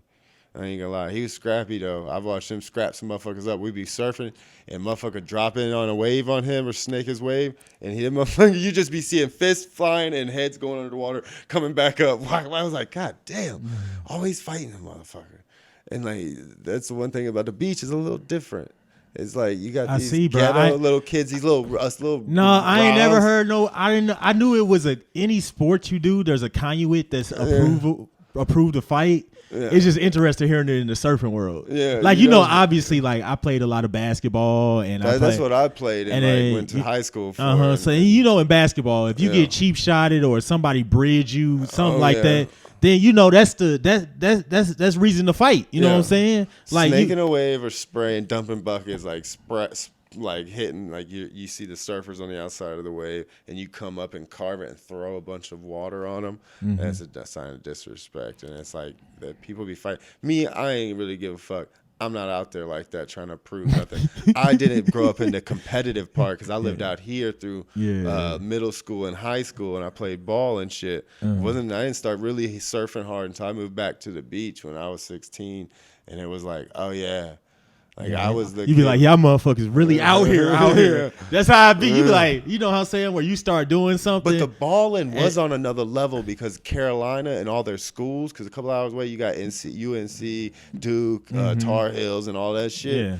And like the level that they were playing just blew my mind. I was like, oh, y'all ain't got shit on me. I grew up playing here. All the boys out there. And I got there, and god damn, these motherfuckers, like, because they go to these summer training camps at their colleges and with these amazing-ass varsity coaches and shit, and have them running these drills. And it shows, like, because I thought I was going to go out there and just take whatever position I wanted. Get the, like, captain. Like, I'm out this bitch. Nope. Like, I did get starter eventually, but the motherfucker, there was this freshman alone when I was a junior that was this kid, Ricky Craniac, was just shooting from, like, 7 foot out off the fucking 3-point line, just draining it all day. He would just draw like the first quarter of the game, just pass it to him after the half court line, wherever he's at, he'd just drain it until they would finally guard him. Like, because if you left him out there to hit it, he hit it. I didn't know how. And the legs on this motherfucker. This, like, I never seen a white kid jump like this. Like, I ain't never seen a jump. It's like, God damn, dude, I was watching him jump over me and do putbacks. Fucking just, I was like, and I've seen him from posting up, turning around and fucking, I was like, and he's no bigger than me. So it just made me realize real quick, I was like, I ain't gonna make it very far in anything after high school. Maybe a community college ball level. Yeah, when you see a certain level of athlete, you be like, damn, like that's really like seeing it in person is a little bit different than like seeing it on TV. Oh yeah, seeing them varsity UNC players and shit, like at them summer camps. Yeah, and I just you see me. I'm not. You don't. And like you had how many? Well, we had one, Steve. Nash, maybe, like that's our. Oh, you talking about white boy? That wasn't like crazy short, tall. Yeah, just like average white Steve guy. Nash still 6'2" or 6'3". So yeah, so he my height. Yeah, so he not even a small guy. Like, and then if we keeping it a buck, like Jimmer Fredette 6'3" too. And he's less on the athletic side, you know what I'm saying, than the other player. Who was the one little short guy who was like, what was it, back in the 70s or 80s? You talking about Pistol Pete Maravich? Yeah, I think it was a short, fast little point guard. Yeah, he's the NBA logo. So you know what I'm saying? So it's just like, you know. Fucking yeah, but I know on these players today. I remember last time I watched the NBA really was when Rondo was still his first year in the Celtics, and he was that was like rookie year. That was like 2006 then, my dude. Yeah, but he was come out him and Chris Paul. Oh, you talking about 08? So Rondo yeah. was there before they got there, but you talking about like 08, 09? That time, you know. Oh man. Pierce was still fucking balling. He had just got over fucking fucked up hand, I remember. But they had the fucking team. That's the year they won. And I was always kind of been a Boston fan down there on the East Coast. That was like the closest team we had besides like the Knicks, and no one likes the Knicks. I mean, you know how it is being from St. Louis, bro. We just choose we choose our team. Yeah, bro. that's how it was out there in Virginia too. You know, you got we had the Hornets. That's right, and Hornets like that cool. Y'all had you talking about in 2008? That was when they first came back and was called the Pelicans. Yeah, right. And y'all had like this was before Anthony Davis. Who did y'all have? Y'all had shit, bro. No, we didn't. That's what I mean. Y'all had shit. And I played ball like growing up, you know, just in that. Oh, y'all had the Bobcats. That's what it was before they took the Hornets back. They were the Bobcats at the time. Fuck, y'all drafted like Kwame Brown #1 overall. Yeah, that shit was crazy, bro. That's crazy too. That you suck so bad that they're like, all right, we're gonna give you a free #1 rookie pick and shit. I mean, that's how it be sometime, dude. But nah, it's like. I'll say my appreciation for white dudes hooping came when I went to college in Illinois, because in St. Louis, like don't get me wrong, it's better now. There's more competitive white basketball players, but like it was a time. Them private schools, they got them trainers and shit like CBC. And it's also become more popular because how the game's changed, that you can have like a less athletic player, you know, at a high level.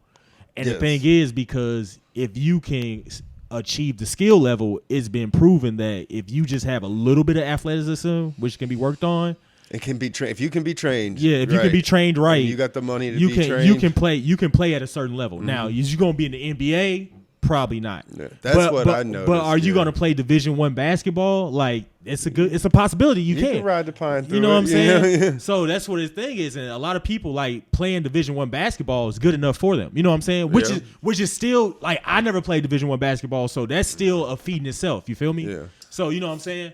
So the thing was, like in St. Louis, there was a lot of money for white people into soccer.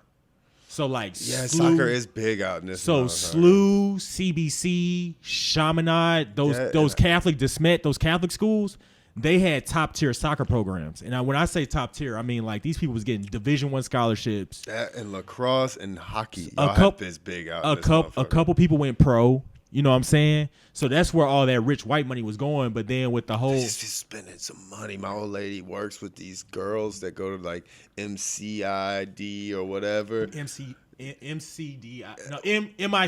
Yeah. They was in my league. I went to private school. They was in my league. Yeah, like MICDS. that's them girls. Like the money. I mean, the money they be spending. Like the horses and the like all the other shit that they have. I'm like, dog, how the fuck you gonna have a horse that you don't even have like a house that you can keep it at? I ain't never understood that. Like, I don't even. You pay. It's called a stable. I fee. know. I've It's like, called a stable I fee. grew up and I worked at a feed and seed and I've worked at a It's fucking horse boarding. It's place. funny that we know this because But like, how the fuck you gonna spend that? It's like a whole nother mortgage and shit for a badass house. I used to date a girl that she had a horse, right? She kind of had a horse, it kind of didn't. They kind of like, you know what I'm saying, like they paid the stable fee for it. Yeah, they have it boarded and shit. But it was her horse and other people's horses. But that was like her horse that when she got the time slot when for she it. would get to go ride at the competition. Yeah, yada, yada, yada. So technically someone else owned the horse, but it was still her horse. You She know what I'm leasing saying? it out. Yeah. So then it was just like. She didn't have to send it to the glue factory. And and I was just like, damn, I'm like, you got a horse? She was like, yes, yeah, kind of, you know. It's like, but she was like, the fee to, you know, the stable fee and the feeding fee. She's like, my mom be, you know, complaining about it. I'm just like, dog, they spending like $400 or $500 a month. You know what I'm saying? And that was cheap. That's really cheap. And that was cheap. You know and so somebody. and that was cheap. So I was just like, damn. But then I I worked with a pharmacist where he owned 2 horses. And he said, I guess in Florissant, if you have over an acre of land or plus an acre of land, you're able to have a certain size animal. Oh yeah. So then so I guess however it worked. Florissant? Yeah, in Florissant. So it's some city. He told me about it. Like dude said, I read about it, and so then he decided. I guess he was able to have 2 horses on the size land that he owned. I got 5 acres here, but it's like the woods and shit. And I don't want a Well, horse. you need flat land for horses because they got the whatever. But Yeah. but he told me every time he send the horse to the vet, the bill is not under $1,800. Yeah, exactly. I ain't got $1,800. I got drugs to buy, man. I ain't got time to fucking. Like that shit. That shit's really a hobby, man. It's just like. Oh, I know. Yeah, I worked at a feed and seed, and I would seed, and I would like started out load and feed. Right? They like dumbasses let me drive the forklift on this gravel parking lot. I'd be whipping that motherfucker until I tipped it, and those things are heavy.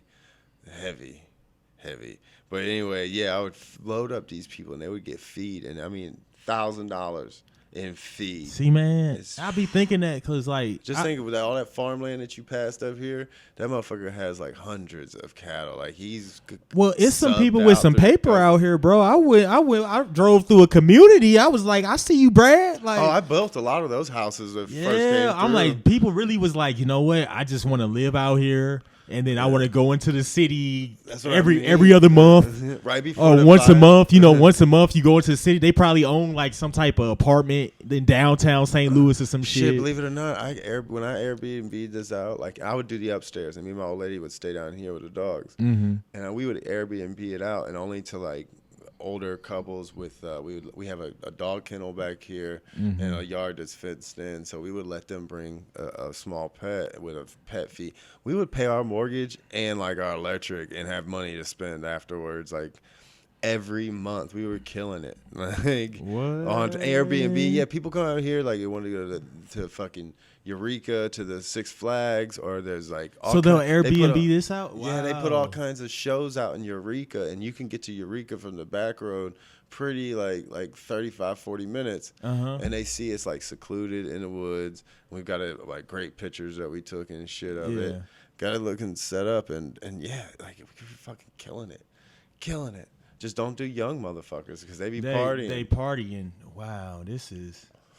Wow. Yeah, and that's why. See, I always thought about owning an Airbnb, but I put my money towards other stuff. Like I wanted to buy 4 or 5 small houses out in like closer to the city, like South County. See, that's what. So that's what I want to do. You know what I'm saying? If I was getting free material where I was working when I was building houses like regularly.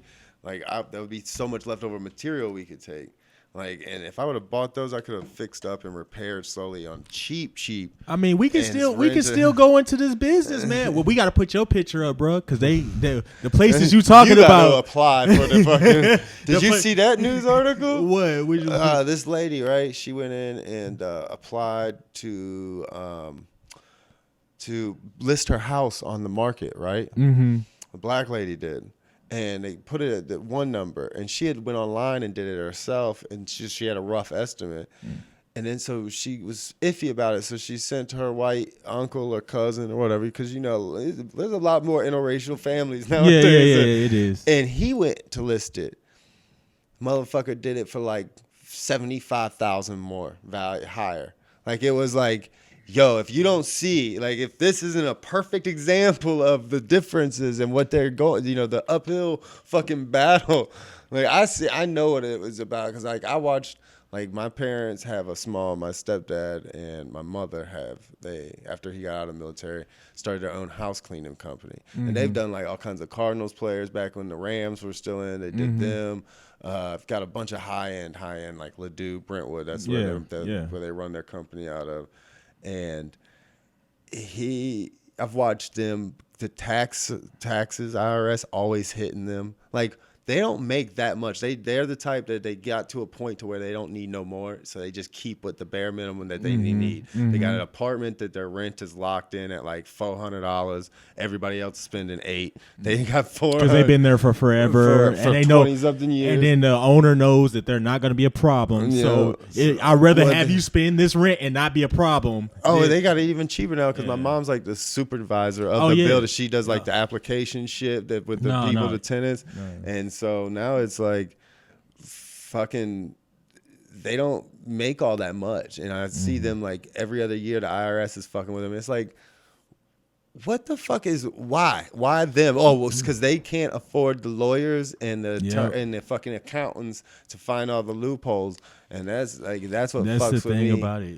It's easier to attack people with small businesses than it is these big corporations, because it's less money and they ante up quicker. Yeah, and that's why it's real worrisome about when you hear them wanting to give like $80 billion or something to the IRS to build up the IRS $600. The IRS is in a bad place right now because of all they've been gutted, yeah. Because it's the only government agency that has gotten smaller. Yeah, so they've been gutted. The pandemic wasn't nice to them.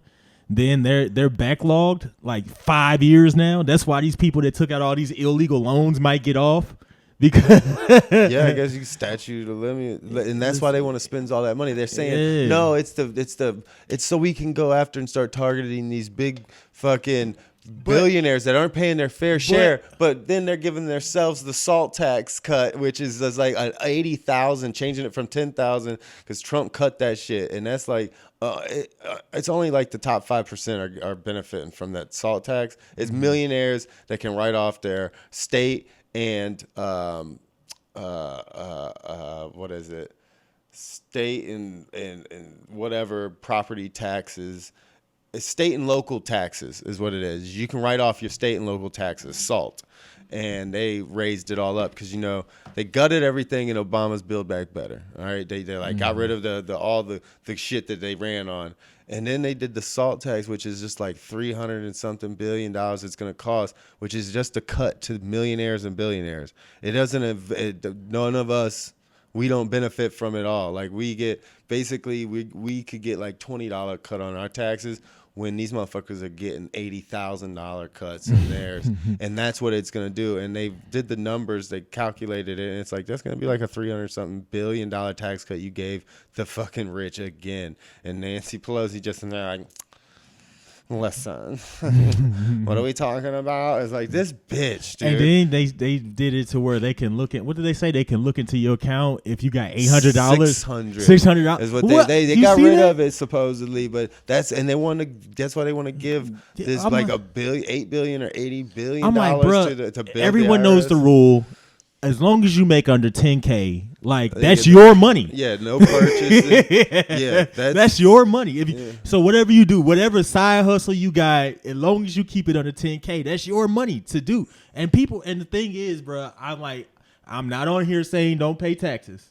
Don't get that confused. Yeah, don't. But jump. what I'm That's like but- there is no law that says you have to, but I wouldn't try. I wouldn't do that. I wouldn't do that. Because better, smarter people Yeah, have, and yeah. they've ended up. But what in I'm jail. saying though, whatever your side hustle is, if you keeping it under 10K, bro, I know people that don't went on trips, got repairs to their car, paid for daycare.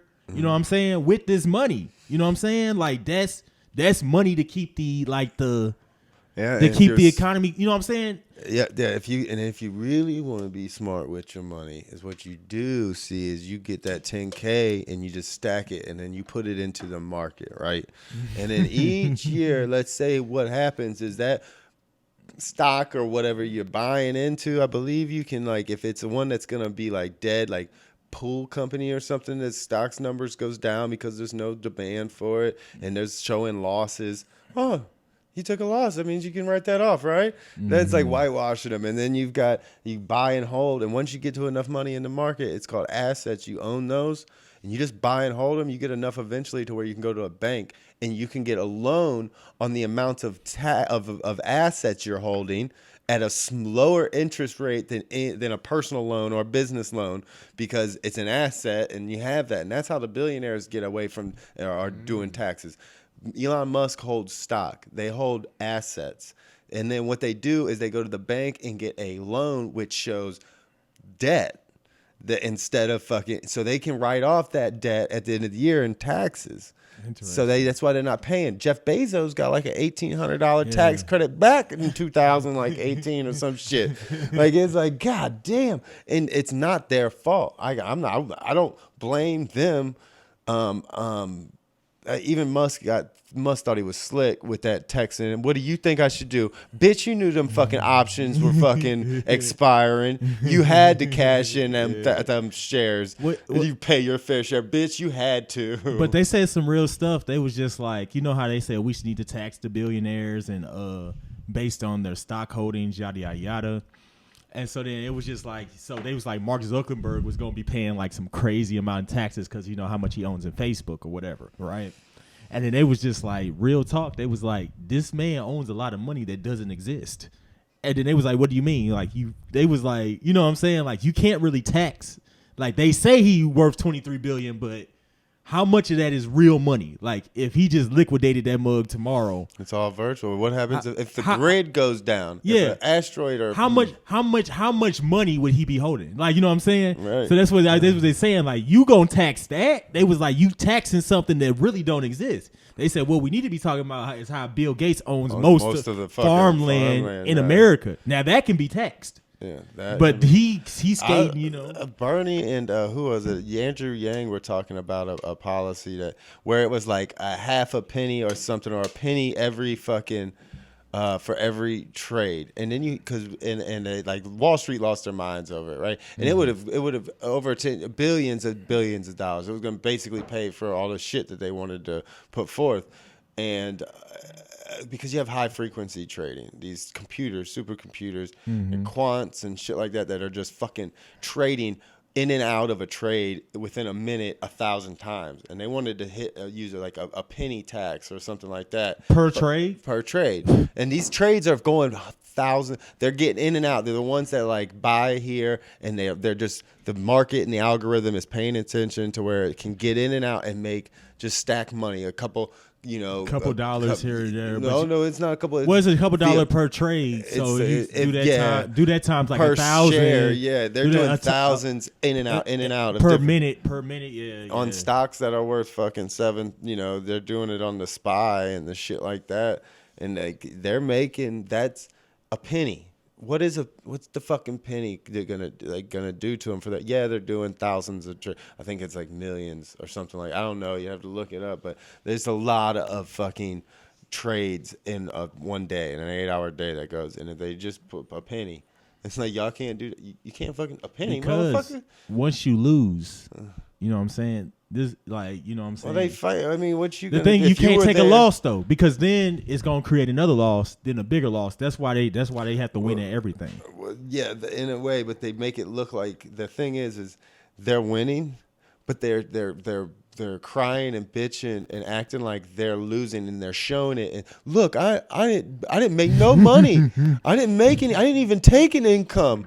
I didn't take an income. It's like, bitch, you own like billions of dollars of assets. What do you mean you didn't take an income? You own Amazon. You own SpaceX and fucking Tesla. Yeah, they be like, bitch. I didn't even make money off of this. I'm like, bro, you want to talk about who didn't make money? Like, I just got a flat tire today. Like, that's already knowing that's gonna be $200. I know a place.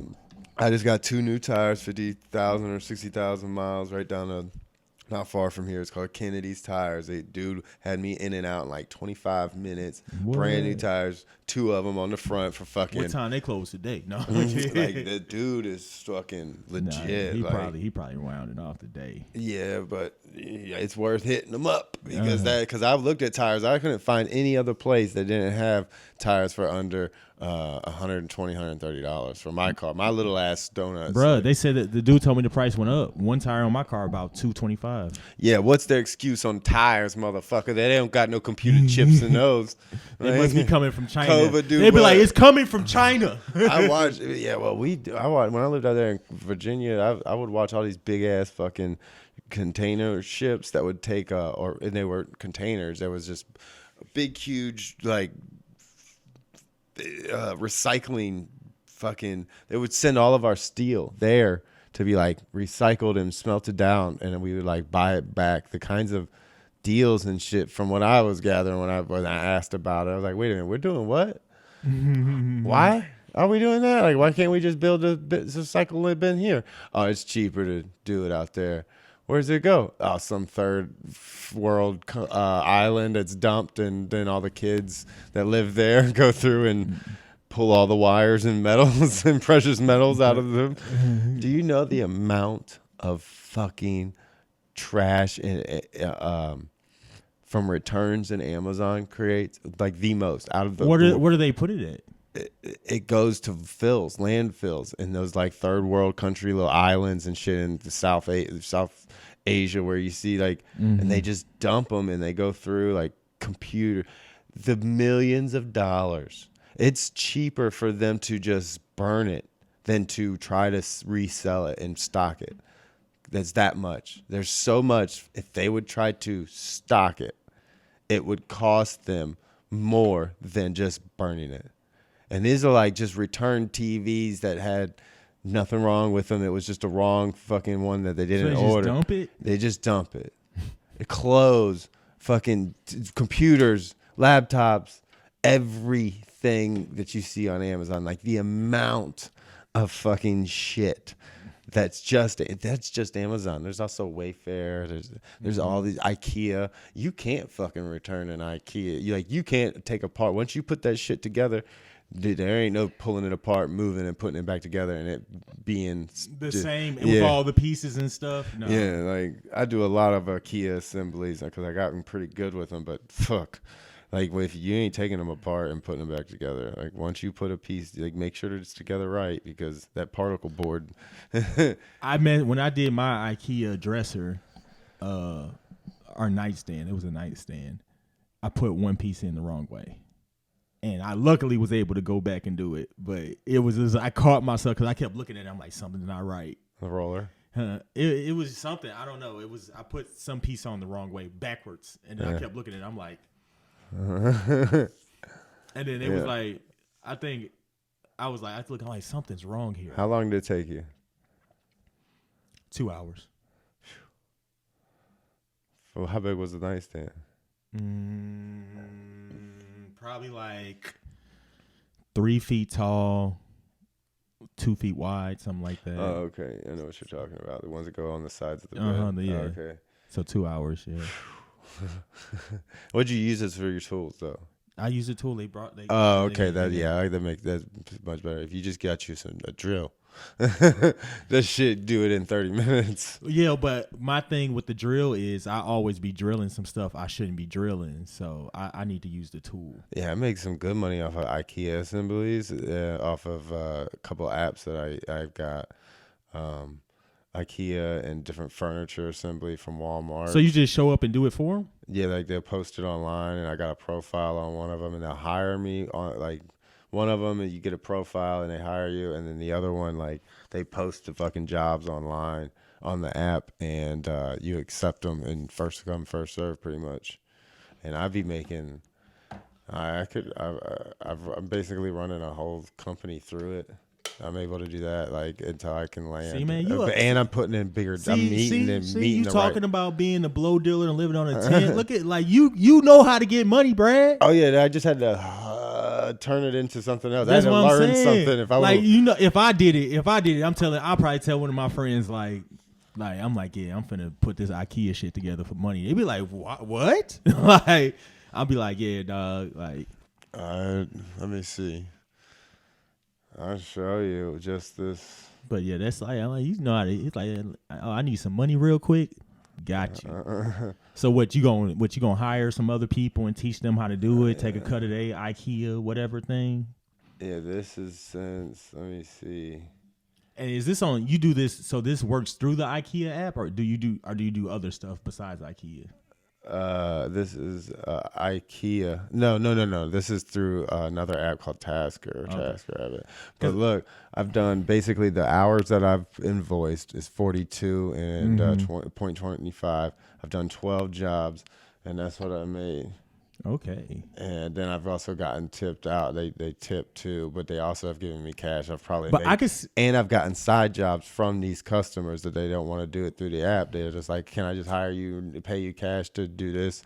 And it's like, boom, here's a card. Call me if you need something else or you want another TV. I do a lot of mounting TVs.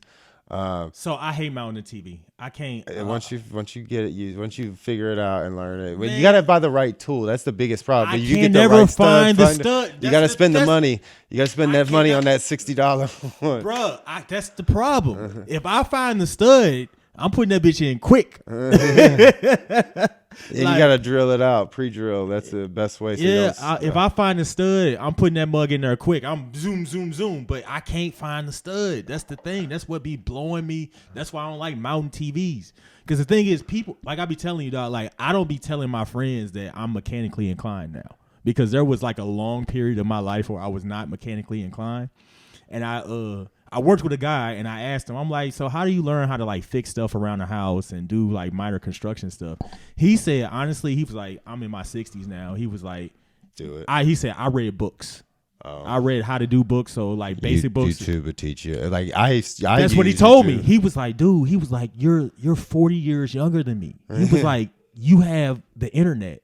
And then after that, I started looking up YouTube videos of like there's nothing I can't show you. Like I've been doing it with Mike Ratcliffe. I'll bring him on like when I have a lot of shit booked and I got like a side job and shit, I'll use Mike Ratcliffe to do it. And I've been learning him some shit. That's how I learned how to do everything. Like you said, like I told you, like you're like, Phil, have you framed before? I was like, no, but like I put in like these ceiling tiles. I put in ceiling tiles like this. This finish. I hate finished work though. So I did, you know what I'm saying? I helped put down a floor, you know what I'm saying? And everything starts with I look at a 30-minute YouTube video and work backwards from there. This is this month. Like this is like and this is the IKEA? No, this is a different app that I use called Handy.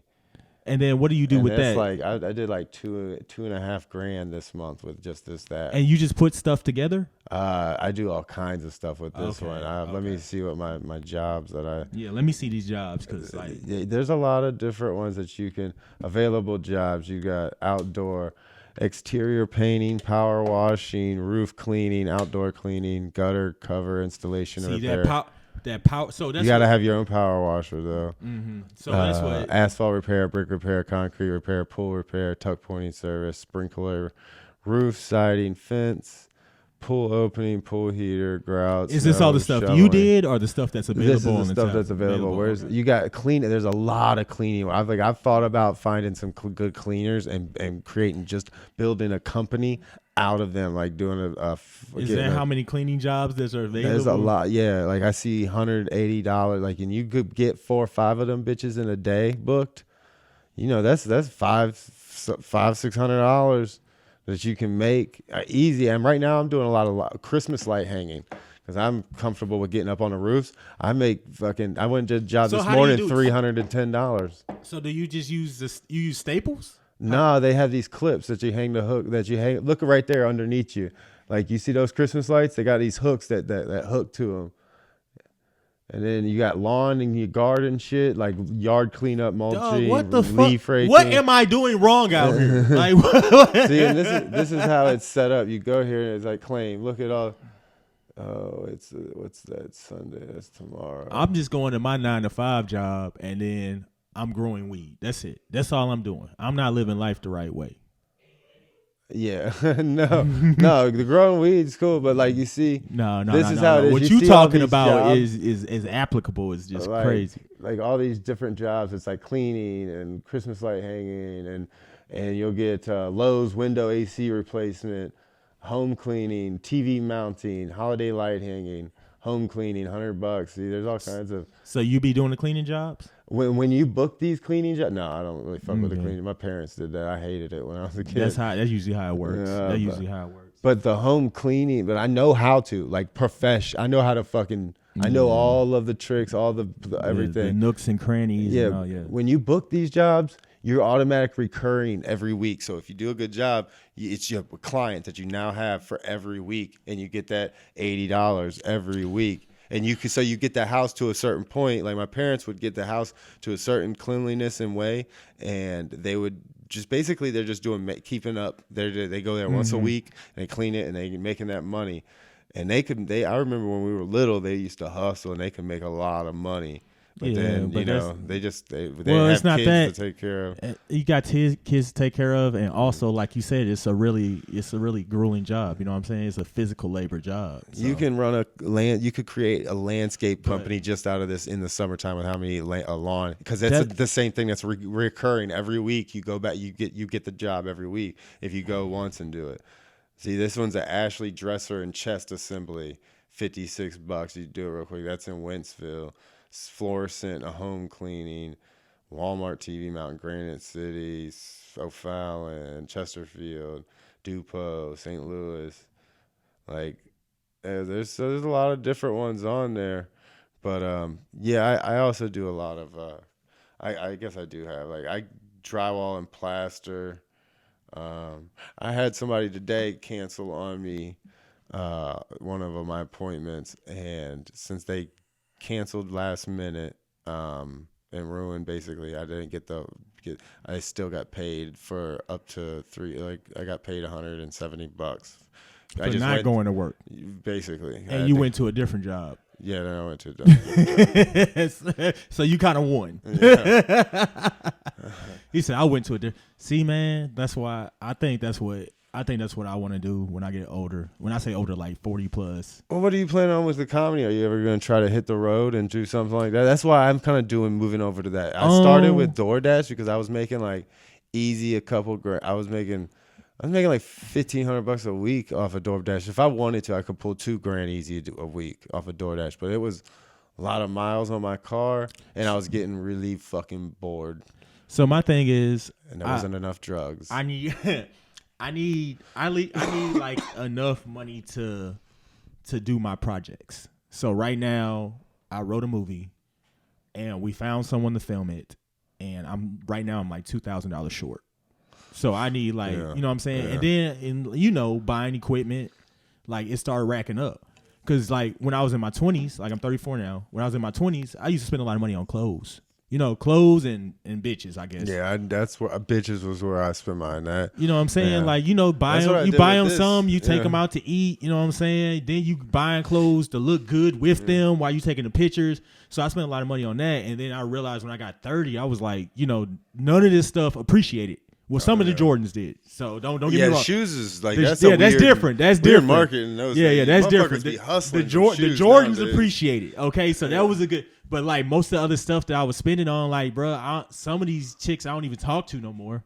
You know what I'm saying? Yeah. And I'm not saying that was a bad investment, but it is what it is. You know what I'm saying? Yeah, when you're talking, that's what I originally went to college for, was the financial industry, and like, I mean, I dropped out after 3 years. I really learned after I figured it out. I was like, this is a game. This is all bullshit. This is manipulated. It is. It is. There's no. All right, Stanford and Harvard released a study. Our votes don't count. We have a 0.03 change in effect on our elections.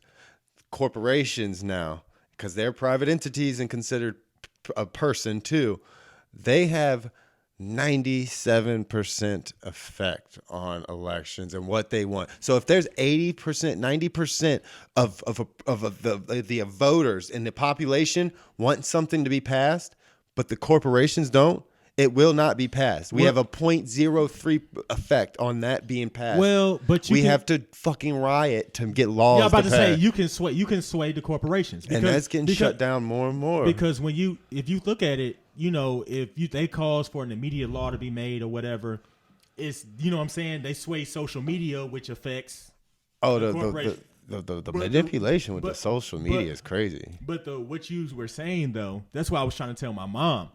I'm like, it's certain debates you can't get in unless you have 90-something% of the support or something like that, or you have to have. You have to have like it's like $12 million to run for a serious position in office or something. It's something crazy to where you have to have a certain amount of support to even be in a certain debates.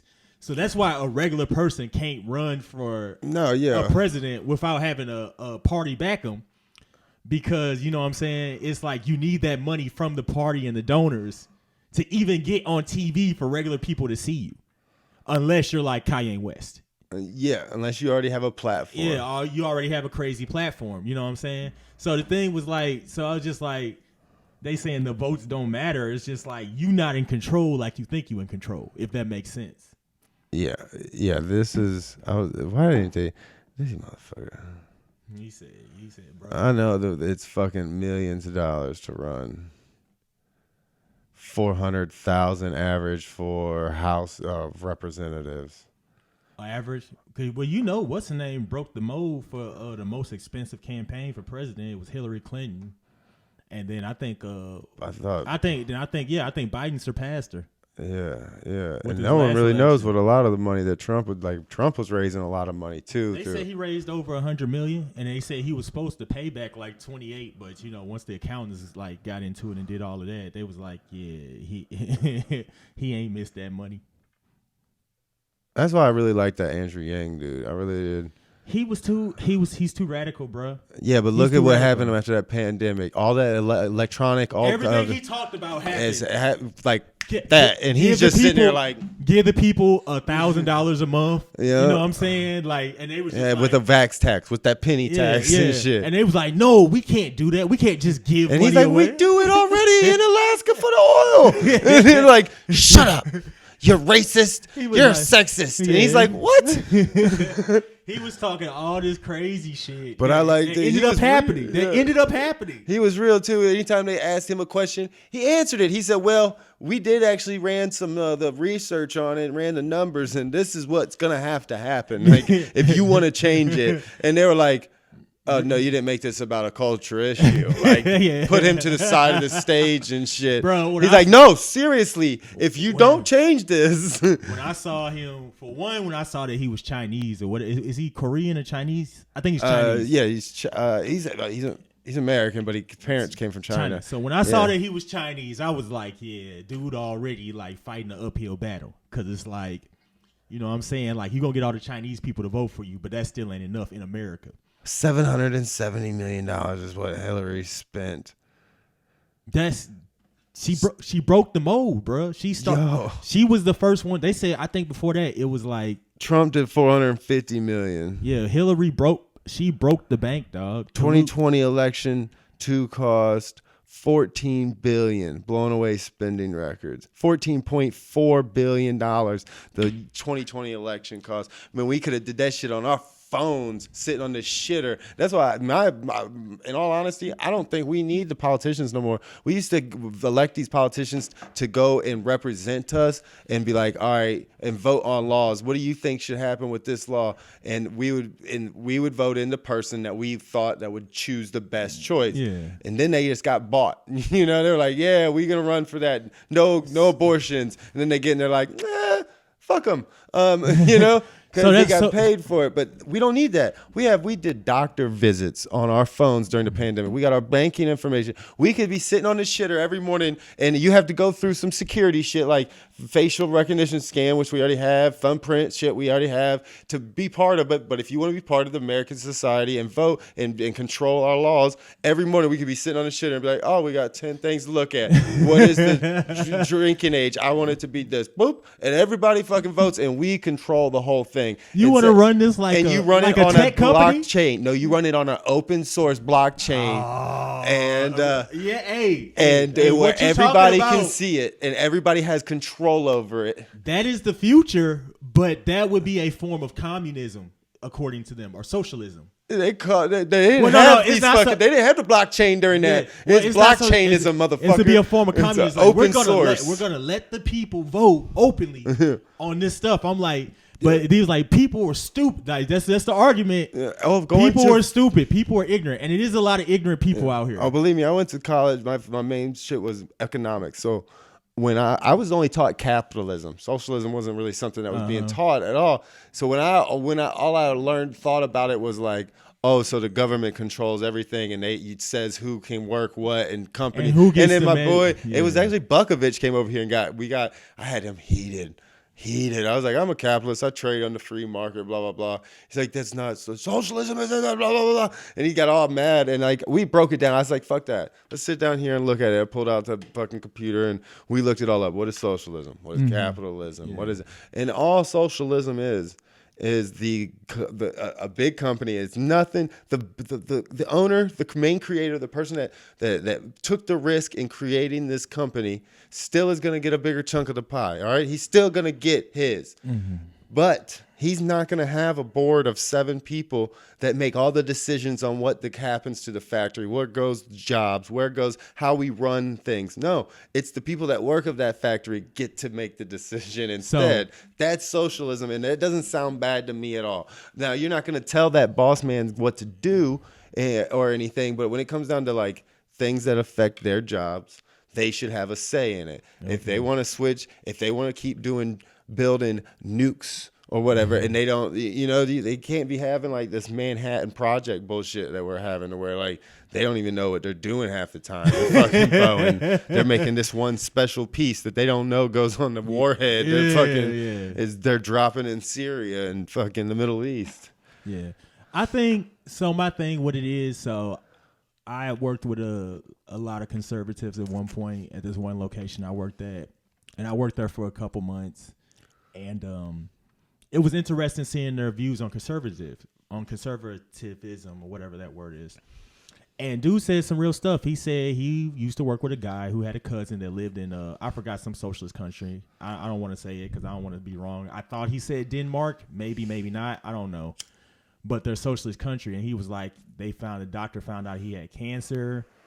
He was about 60 plus. So by the time he came up for the list for, the cancer treatments, yada, yada, yada, he was a life or death they wanted. He was already in stage 4, and he never recovered from it, because it was like if he would have started immediately, they could have, did him the chemotherapy and stuff. He would have had a higher chance to survive. My dad right now, stage 4 cancer. And he went in years ago because of some back pains he was having, but he couldn't afford, because he's a small business, and to have insurance through the small business, self-employed, and paid both ends of the taxes, can't afford it. The doctor was so pissed because all they had to do was use the machine the hospital has, but the hospital doesn't own the machine. The doctors have no control over it. They have to be approved by the company that owns the actual X-ray and scanning machine that they could have put him through, instead of just saying, stop working so hard and take some aspirin. And when he said something was fucked up years prior and had been saying shit was fucked up, and then they finally get down to it, and it's like, oh, you got stage 4 cancer, is all through your back and everything else, and growing through and it's like, So, and the fact that whenever you look at our numbers, we're like last for established Western supposedly countries, established societies and Western civilization. We are last education, damn near. We're damn near last in health. We are like up there in debt more than anyone. We get taxed. That thing they say about Denmark too? He probably said, and the amount of money that they pay in taxes, they take all their money in taxes. They don't make any for the work they do. Not true. We get taxed much harder. We're taxed like fucking 98% of every dollar the government gets eventually in taxes because you buy something, a Reese's bar. Well, the driver that bought that Reese's bar and distributed it paid a tax on it. The person that made it, the factory that made it, paid the taxes on all the materials that went into making that. And then shipping the materials into that factory to get it were taxed. They taxed every single fucking link of the chain. They have taxed and they have put in tax on it. And now they make new links in the chain just to put taxes on them. And that's how we're being fucked. That's how crazy. they pay. You sound like my homeboy, man. I'm mad we not cool no more, but that's what he used to tell me. He said, I ain't saying that we don't need to pay taxes. He said, I'm saying that we are being overtaxed.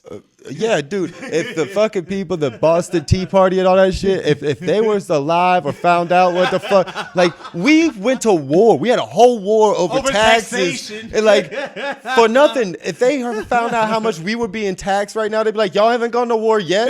That shit should have happened 50 years ago. That is fucking crazy. Hey, what do you think our taxes pay for?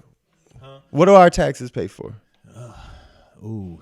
Okay. What's that? What do they say? What do they tell you in the news? I used to think the taxes paid for like new roads and schools and basically. That's what I used to think it paid for. When I got older and actually started looking at the economics where it was, I started finding out stuff like the Pentagon has like a $1 trillion budget.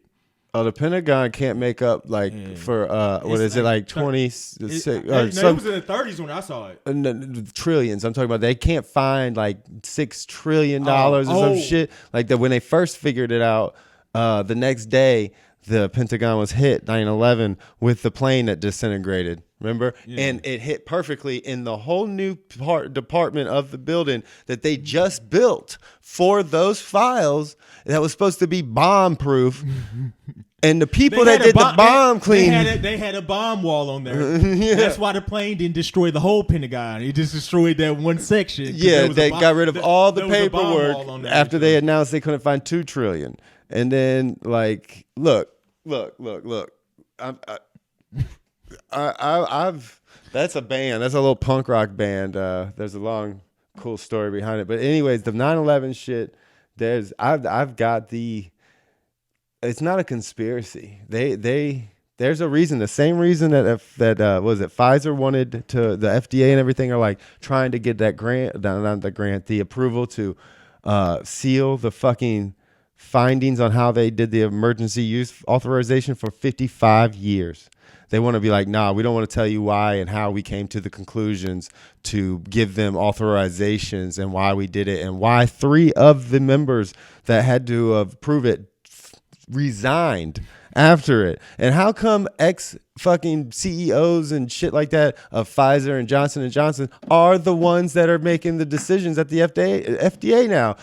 That's a conflict of interest. Like, I'm a fucking stoner drug addict hippie and I see this shit. I'm a fucking moron. And you guys can't, they've always said big pharma's in bed with the government, but that's for sure. But that's any big company. I mean, to an extent, Facebook was in bed with them, even though people don't know how Facebook. Look up LifeLog. Look up LifeLog. It's not a conspiracy. The CIA was running a program that the day it got shut down and they terminated this project called LifeLog. Mm-hmm. It was the goal and the mission was to log every person and to know and to have them in their algorithms. That's when they got busted for that Snowden shit. Mm-hmm. They were collecting all that metadata and everything. Yeah. Well, the day they terminated the project, Facebook started up. The exact day that Facebook went live, LifeLogs, the CIA LifeLog project, which was the exact same kind of platform. So what? Okay, so just hear me out on the conspiracy theory thing. MySpace already existed. Yep. So why Facebook? Why not? Or unless What happened to MySpace? They vanished. Where's Tom at, man? What happened to Tom? Why don't we see Tom with the American flag on a hydroplane board? Look at all all I'm just saying is like MySpace already was here. We had Black Planet. And why did we leave MySpace for some reason? We can't even remember why. MySpace was much cooler because you had the fucking background, the music would play and shit. Yeah. So much fucking dope. They tried to bring it back though. Yeah, they tried, and it wasn't the same. And the Facebook with Mark was like, "Ha, bitches, try it again." Yeah, Mark Zuck was like, "Nah, bro." But Facebook was on that that take over social media. He was just like, "Oh, y'all like Twitter? We gonna make the statuses like tweets. Yeah. And y'all like Snapchat? We gonna give you these motherfucking stories, bitches. Oh, y'all like Instagram? We'll buy Instagram. Yeah. How about that? The Instagram with the real. Oh, y'all like TikTok? Take these motherfucking reels. I'm like, bro. I'm like, Mark, calm down, bro. If that's not monopolizing he's the bully on he's the bully on the social media. Which ain't nothing. Did you know that what is it? 70-80% of everything can be traced and is owned by two companies in the world called Vanguard and BlackRock. They own everything. Here we go with this, man. It's a real thing. My homie sent me the thing. He sent me the map. Yeah. On how it has the two companies and it has the other companies that branch off from it, and then Larry Finkel is BlackRock's CEO, and you can watch like MSNBC Business or Fox Business when he goes on there to say this man BlackRock's CEO Larry Finkel what are the Koch brothers doing? The Koch brothers, they just chilling. They got their conspiracy. They've done some. I don't know the whole like conspiracy and the deal with them. They don't, not conspiracy. I think they like disrupted a bunch of economy. They were like George Soros. Like George Soros is famous trader, ruthless trader. He would crash economies, currencies. I know. My homie told me about it. Yeah, but anyway, back to that tax thing. What do our taxes pay for? You know what they pay for? What? A small part of what we owe on our debt. Everything, all of our money, the money in your pocket, the greenbacks, that's just a note of debt that we have. All right, everything's debt. Like if they said, what if we paid off all our debt tomorrow? Like everybody, we just paid it all off. Well, we would have no money because we are a debt base. We borrow, or the government borrows money from the Federal Reserve. Yeah. Federal Reserve basically creates it out of thin air. Yeah. And then our Treasury prints it off and mints it or whatever. Mm-hmm. Well, when the Federal Reserve loans that and creates it, says, yeah, okay, we have to pay it back on interest. Okay, so they loan us in the beginning. They loan us $1 million, all right? Mm-hmm. Because we had our own. This is the real conspiracy. This is what I figured it was in. I figured it out. I just learned about it and learned about I was really interested in money. I was like the creation and control. Who does it? And then that's what all of our wars have been over. That's why Abraham Lincoln was killed. That's why fucking JFK was killed. All of it. All of the wars. It's all because Federal Reserve, the centralized banks, since the beginning, since the 1700s and 1600s started, they have come in and taken over and basically caused wars and come in when the countries are war-torn and have no money in our debt and their fucking society's falling apart. There's depression everywhere, no jobs. They come in and they're like, look, we're going to control the currency and we're going to lend you guys the money. And you're going to print a new currency. And that's how like the German whatever changed over. And they had the other, that was the big reason. The whole reason Gaddafi in Africa. Well, that was different. He wanted to bring together all the African continent, countries. And he wanted to have, he wanted to get rid of inflation. Like Africa's got all the most important natural. And he wanted a currency that was like gold backed by that. Yeah, yes. like backed by gold. And he was central banks said, They said that would have bankrupted America. It is a systematic system that is put in place. There's this whole documentary that I can show you, and the man is admitting it. He's like this world leader guy, like economist, an advisor or whatever. It's a planned, orchestrated system of keeping the Middle East and the Sahara Desert regions in poverty and in the positions there. You know, there's more slaves today than there was ever been recorded in the world. I've seen that, but where like who like They're in Africa. They're in the mines. So I've seen the sex slaves. You know what I'm saying? Obviously, that's a big market. You know, you can buy a slave. fucking human for like $1,000. Well, what they're saying that it's more lucrative for criminals to deal with the slave trade than it is for them to deal with drugs at this point. Yeah, so our government just turns their head on it. Just turns to what the what was the lady with the fruit basket? What was that company? Remember the lady in the fruit? She had the skirt on.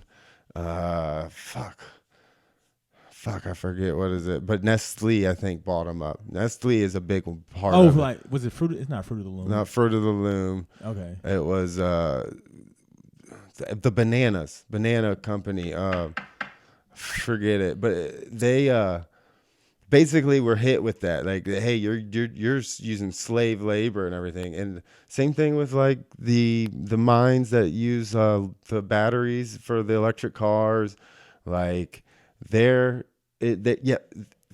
statistical fact that there's more human slaves being bought and sold and in the world today and in servant whatever than there has ever been known. More than when more than the Africans in the Americas. It was more than the European and the every other culture that has been a slave at some point in time, because there was times it didn't matter your color or anything. It's just money. It's always been class. We've always had this class thing, and if you were lower class, you were a servant, as they whatever.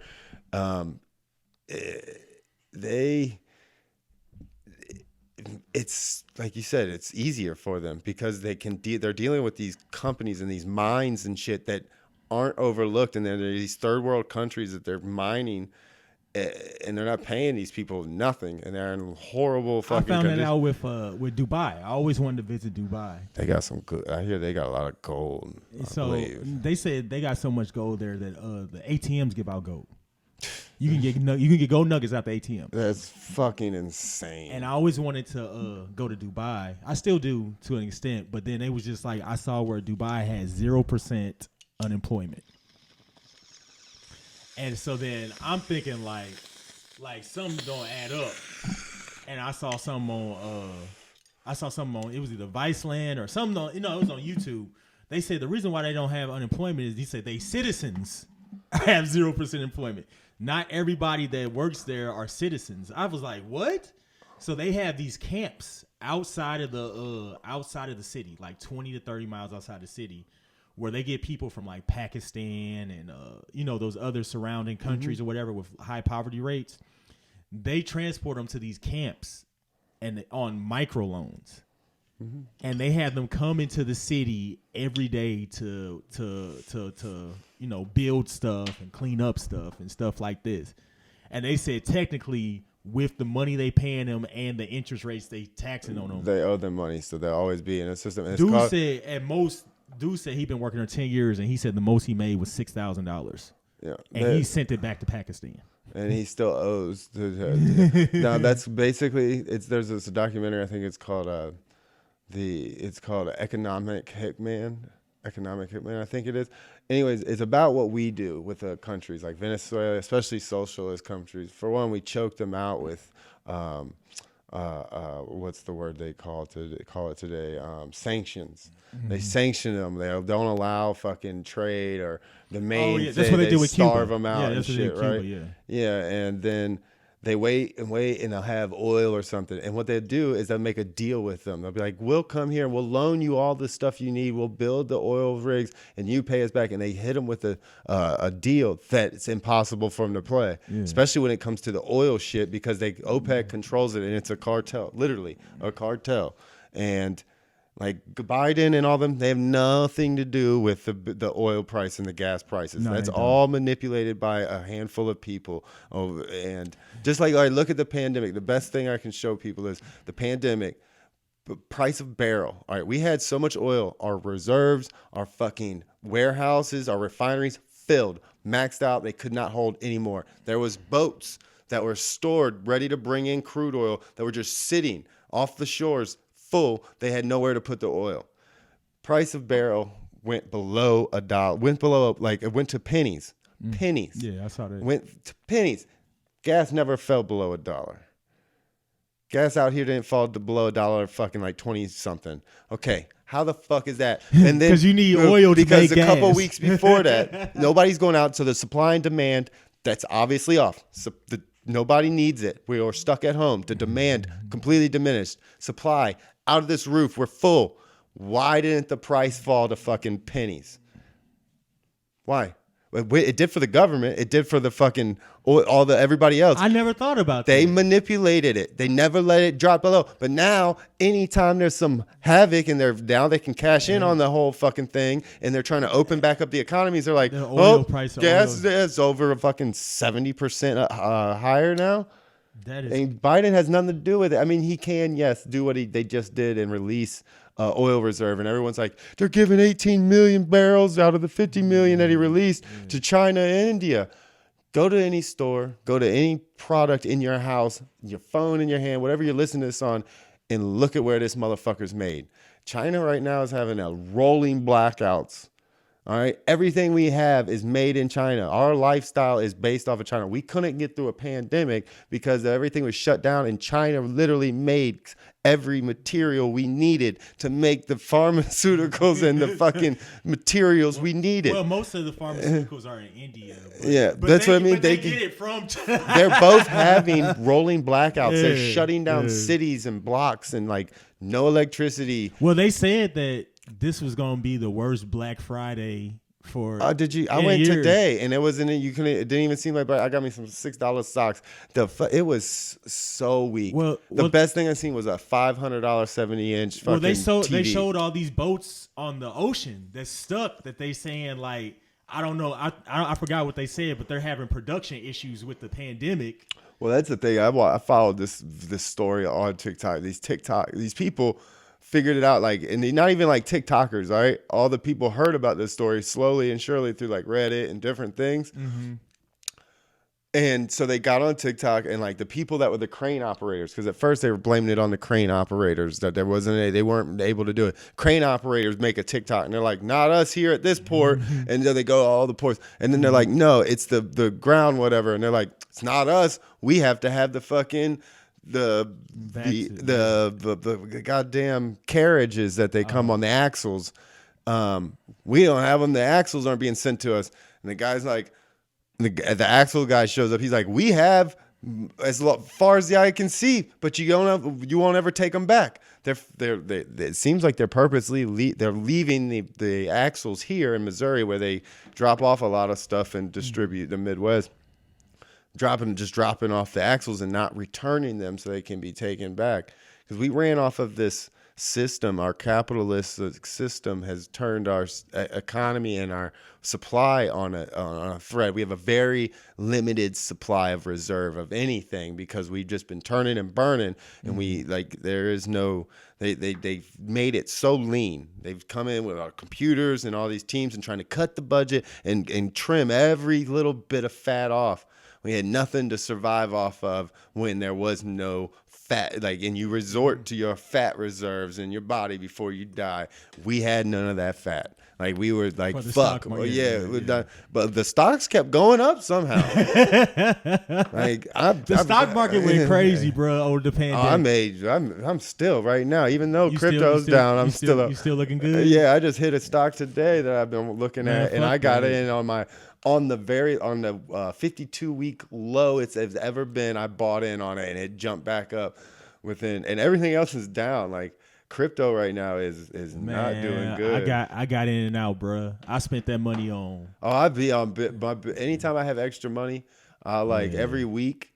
When all my money gets transferred into my bank account from all the apps and shit, I'll usually take Like depending on how much I made, I'll probably throw $100 into my brokerage account and I'll buy Bitcoin or Ethereum. Okay. And I've got some. I've fucks with Shiba and made a bunch of money, and then I lost like $10. And I was like, I'm pulling out. Fuck y'all with your diamond hands. I take the money off the table like a smart motherfucker. That's what it See, is. I've been doing this shit since I was 18. Before they ever came out with the internet shit, I went to that's what I went to do in college. And so you can ask Mike Ratcliffe when I did my first podcast shit before everyone heard about the Wall Street bets shit. Yeah. Me and Mike were talking about that 2 years ago on one of the first podcasts about the Wall Street bets before anyone knew about it. He was telling me about it because he's really into Reddit. He's like a troll on Reddit. And he was telling me about, he's like, this really weird thing, since you know about stocks, because I was talking to him about stocks and everything. And so I was like, yeah, what about it? And so I looked into it and I was like, okay, it's a bunch of fucking, it seems like smart basement dwellers, but when you actually look at it, there was a guy at his mom and dad's basement in was it England or something that crashed the markets himself because he was able to figure out a way to, and he like got house arrest, but he caused trillions of dollars. He caused basically a Suez Canal and that fucking cargo ship. That shit lost him like $1 trillion in money that was supposed to come and move. And it's just crazy how much. That's what I wish I could figure out. Is it because there's so much money just out there being fucking moving. Trillions of dollars. Like trillions of dollars. And I don't think people really grasp what $1 trillion is. Like, well, once you digitize it, it's somewhere. You know what I'm saying? Yeah. It's just in, you know what I'm saying? Yeah. It's just in a cloud. Like once you did, like there's so much money that's been digitalized that is like you said, there's literally trillions of dollars just in. It's just, and then these people, these overnight millionaires and billionaires, all they did was find a way how to tap into that. If what is there? There's a billion. No, there's a billion. There's $1,100,000 bills in $1 million, right? And then there's $1,100,000 bills in $1 billion. Now there's a billion or 100 billion, something like that, $100 bills in $1 trillion. Like you can go to the moon and back like multiple times with $1 trillion, but only once with $1 billion. I forget the fucking crazy little different kinds of talking fucking Elon Musk money. I don't even. Yeah, you know what I'm saying? I don't even like when people talk about them. I just be like, bruh, that dude not real at this point, dog. Like Jeff Bezos or Elon Musk. Like I did a bit when that shit. I was doing 1 week. I was just fucking trying to do different shit off the news, and I actually got a couple of good things. It was started off with when Elon Musk came out and they're like, hey, he was talking about his taxes and like, it only takes $6 billion to cure world hunger. And he's all, Elon Musk, really?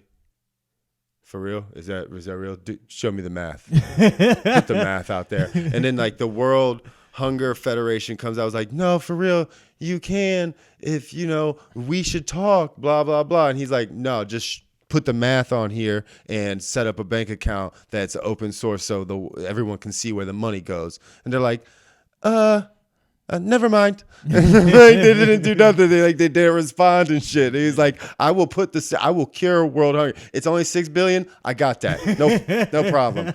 Like, do you know what him or Bezos could do? Like, just think, what is there? Well, just think how many million people? 800 million people or something? 300? It's 300. It's roughly 300 million documented people. In America. But they're saying it's probably closer to about 350. He could give $1 million to everybody. Not even fuck with him. He wouldn't even notice it and shit. It wouldn't even cover the gas in the next SpaceX test jet that he sends out. So which is crazy because he like you said, it's not going to hurt. It won't hurt Bezos. It would change. It would ruin our economy. It would because everyone with so much debt would be consolidated. There would be no incentive for people to work anymore. It's like when you get to Warren Buffett style when you own that much of the Coca-Cola product. Like when Coca-Cola started crashing and shit, he could have sold way early and got out and not lost any money. But like he said, if the kinds of money stockholder he is that owns Berkshire Hathaway ruins corporations. It's not a company. Like corporations ruin companies. Walmart ruined the regular the local hardware store and general store and shit, and pharmaceutical stores and all the old mom and pop stuff. But his shit ruins those corporations. He can take down a corporation with the amount of the shares that he owns of them. Well, he can't sell. Even if he wanted to try to dump everything, I want to sell it all right now. He can't. He has that many of them it would take them that long to upload it and to actually find the buyers to buy it. That's actually, and it would crash the share price. So it would be harder and harder, and he'd probably be stuck holding some. So he's like, he believes in the company, and he knew Coca-Cola. That's crazy. So think about this what put it into perspective how much money these people have.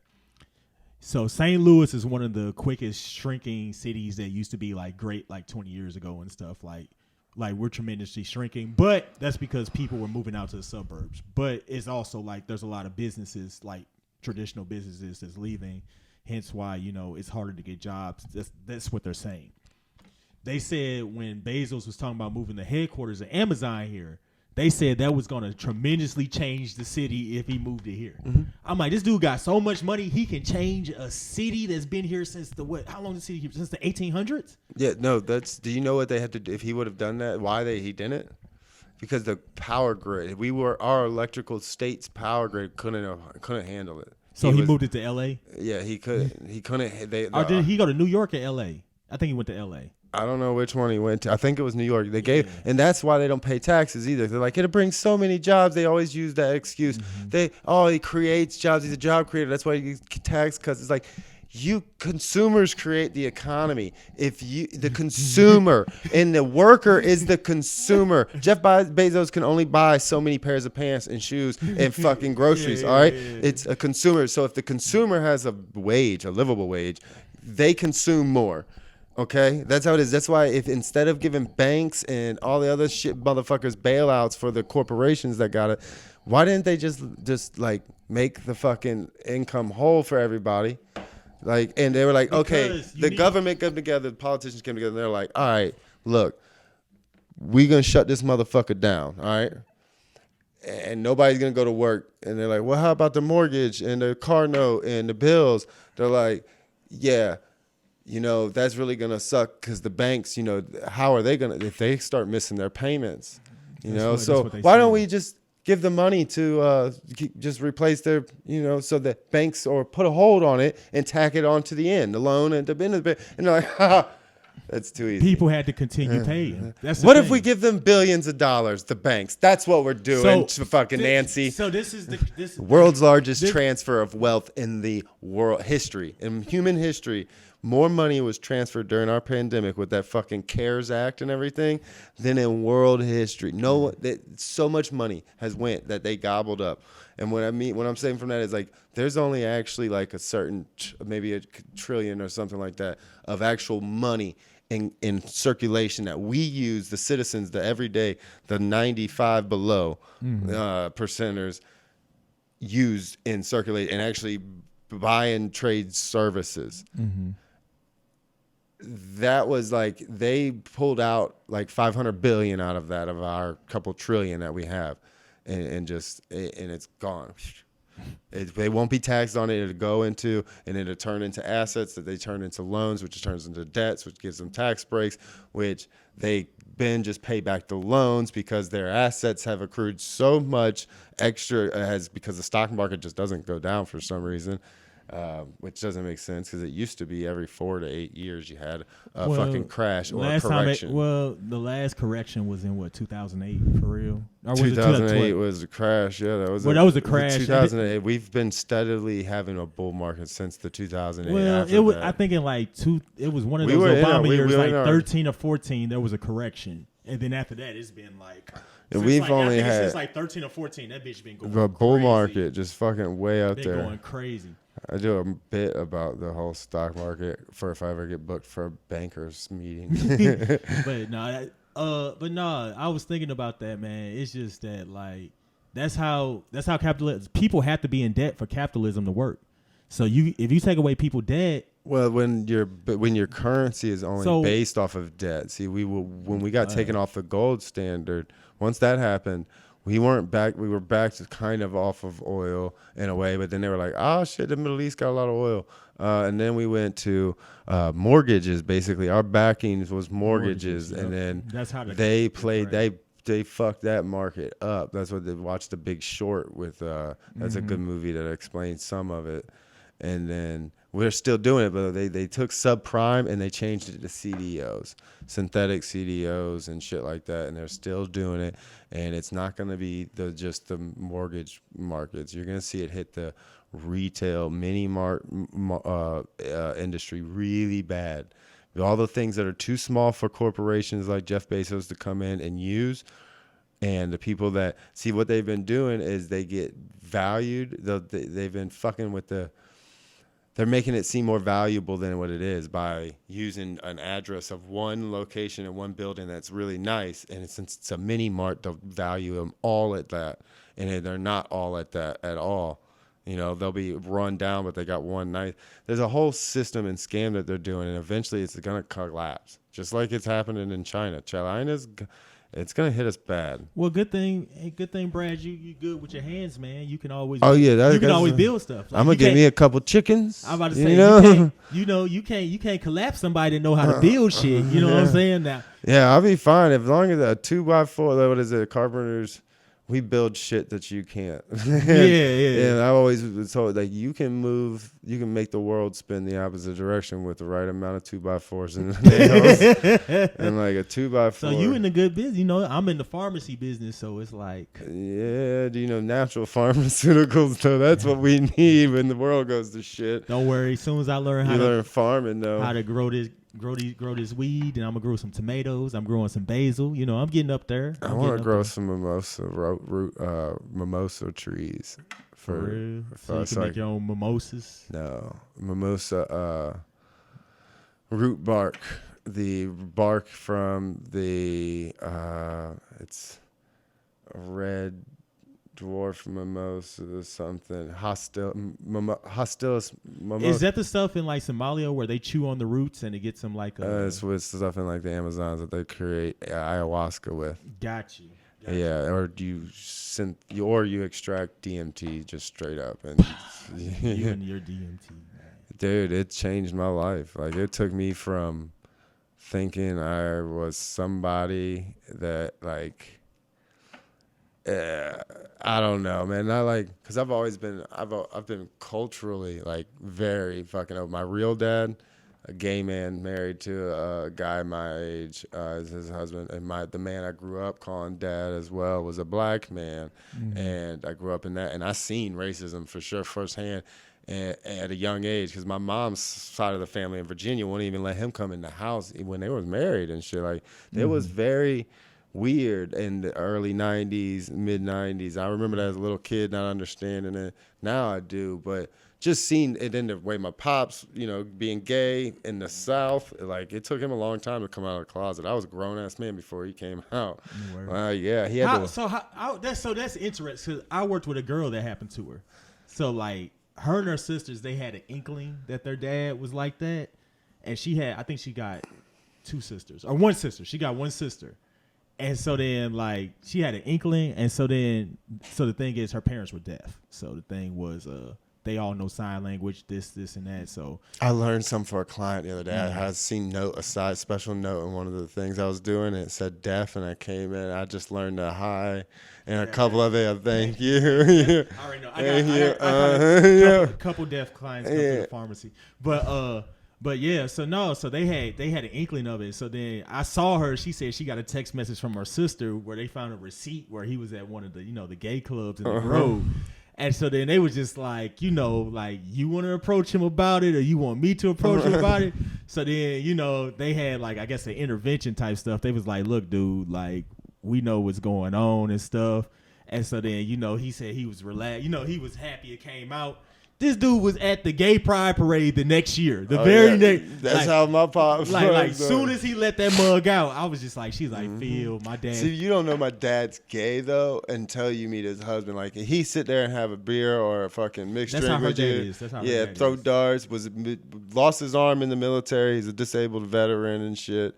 And but you can't tell because he's from the South. You just expect him to be a good old boy, and then his husband walks in, which is a little older, about my age, and he got his belly button pierced like 3 times, wears his custom acrylic nails, gets done. Yeah, one of them. I was like, go ahead, Pops, do your thing. do your thing. Because if that was a chick, you just be pimping, big pimping, bro. Yeah, and that's his. Do your So thing, like, do your thing, big dog. Do your thing. like he took it when he met him. He was like, fuck it, I'm retired. I'm going. He sold everything he had. He was like, fuck it, I'm out of here. Went and lived in the Philippines like a king for fucking. Word, that's it, dog. That's what off of his retirement. So that's what I like. Like I know I told you I'm filming a movie and stuff, and I need extra money to do it. So I'm probably gonna do a couple side jobs and stuff to get that money for it. But that's one of the biggest things. I want to get to the point where I put out like a notable project. Yeah, that where I can just tell picked people. Up. You gotta shop it at those indie film places and shit. Like not Sundance, that's pretty big now, but there's other festivals. Well, that's what I gotta look up. You know what I'm saying? Especially in indie. I mean, fucking European places. But I just got to get the film made. That's the thing. I got to get the film made, and and the thing is just about it. I just want a notable project to where right now, like I'm working this 9-to-5 job where I can just go in my job, be like, look, y'all, I'm not feeling it today.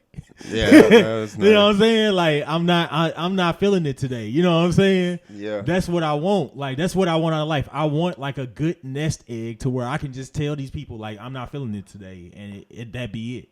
Yeah. That's kind of how when I started doing my own thing. Like I got tired. Like a proper that whole situation with them, and then like.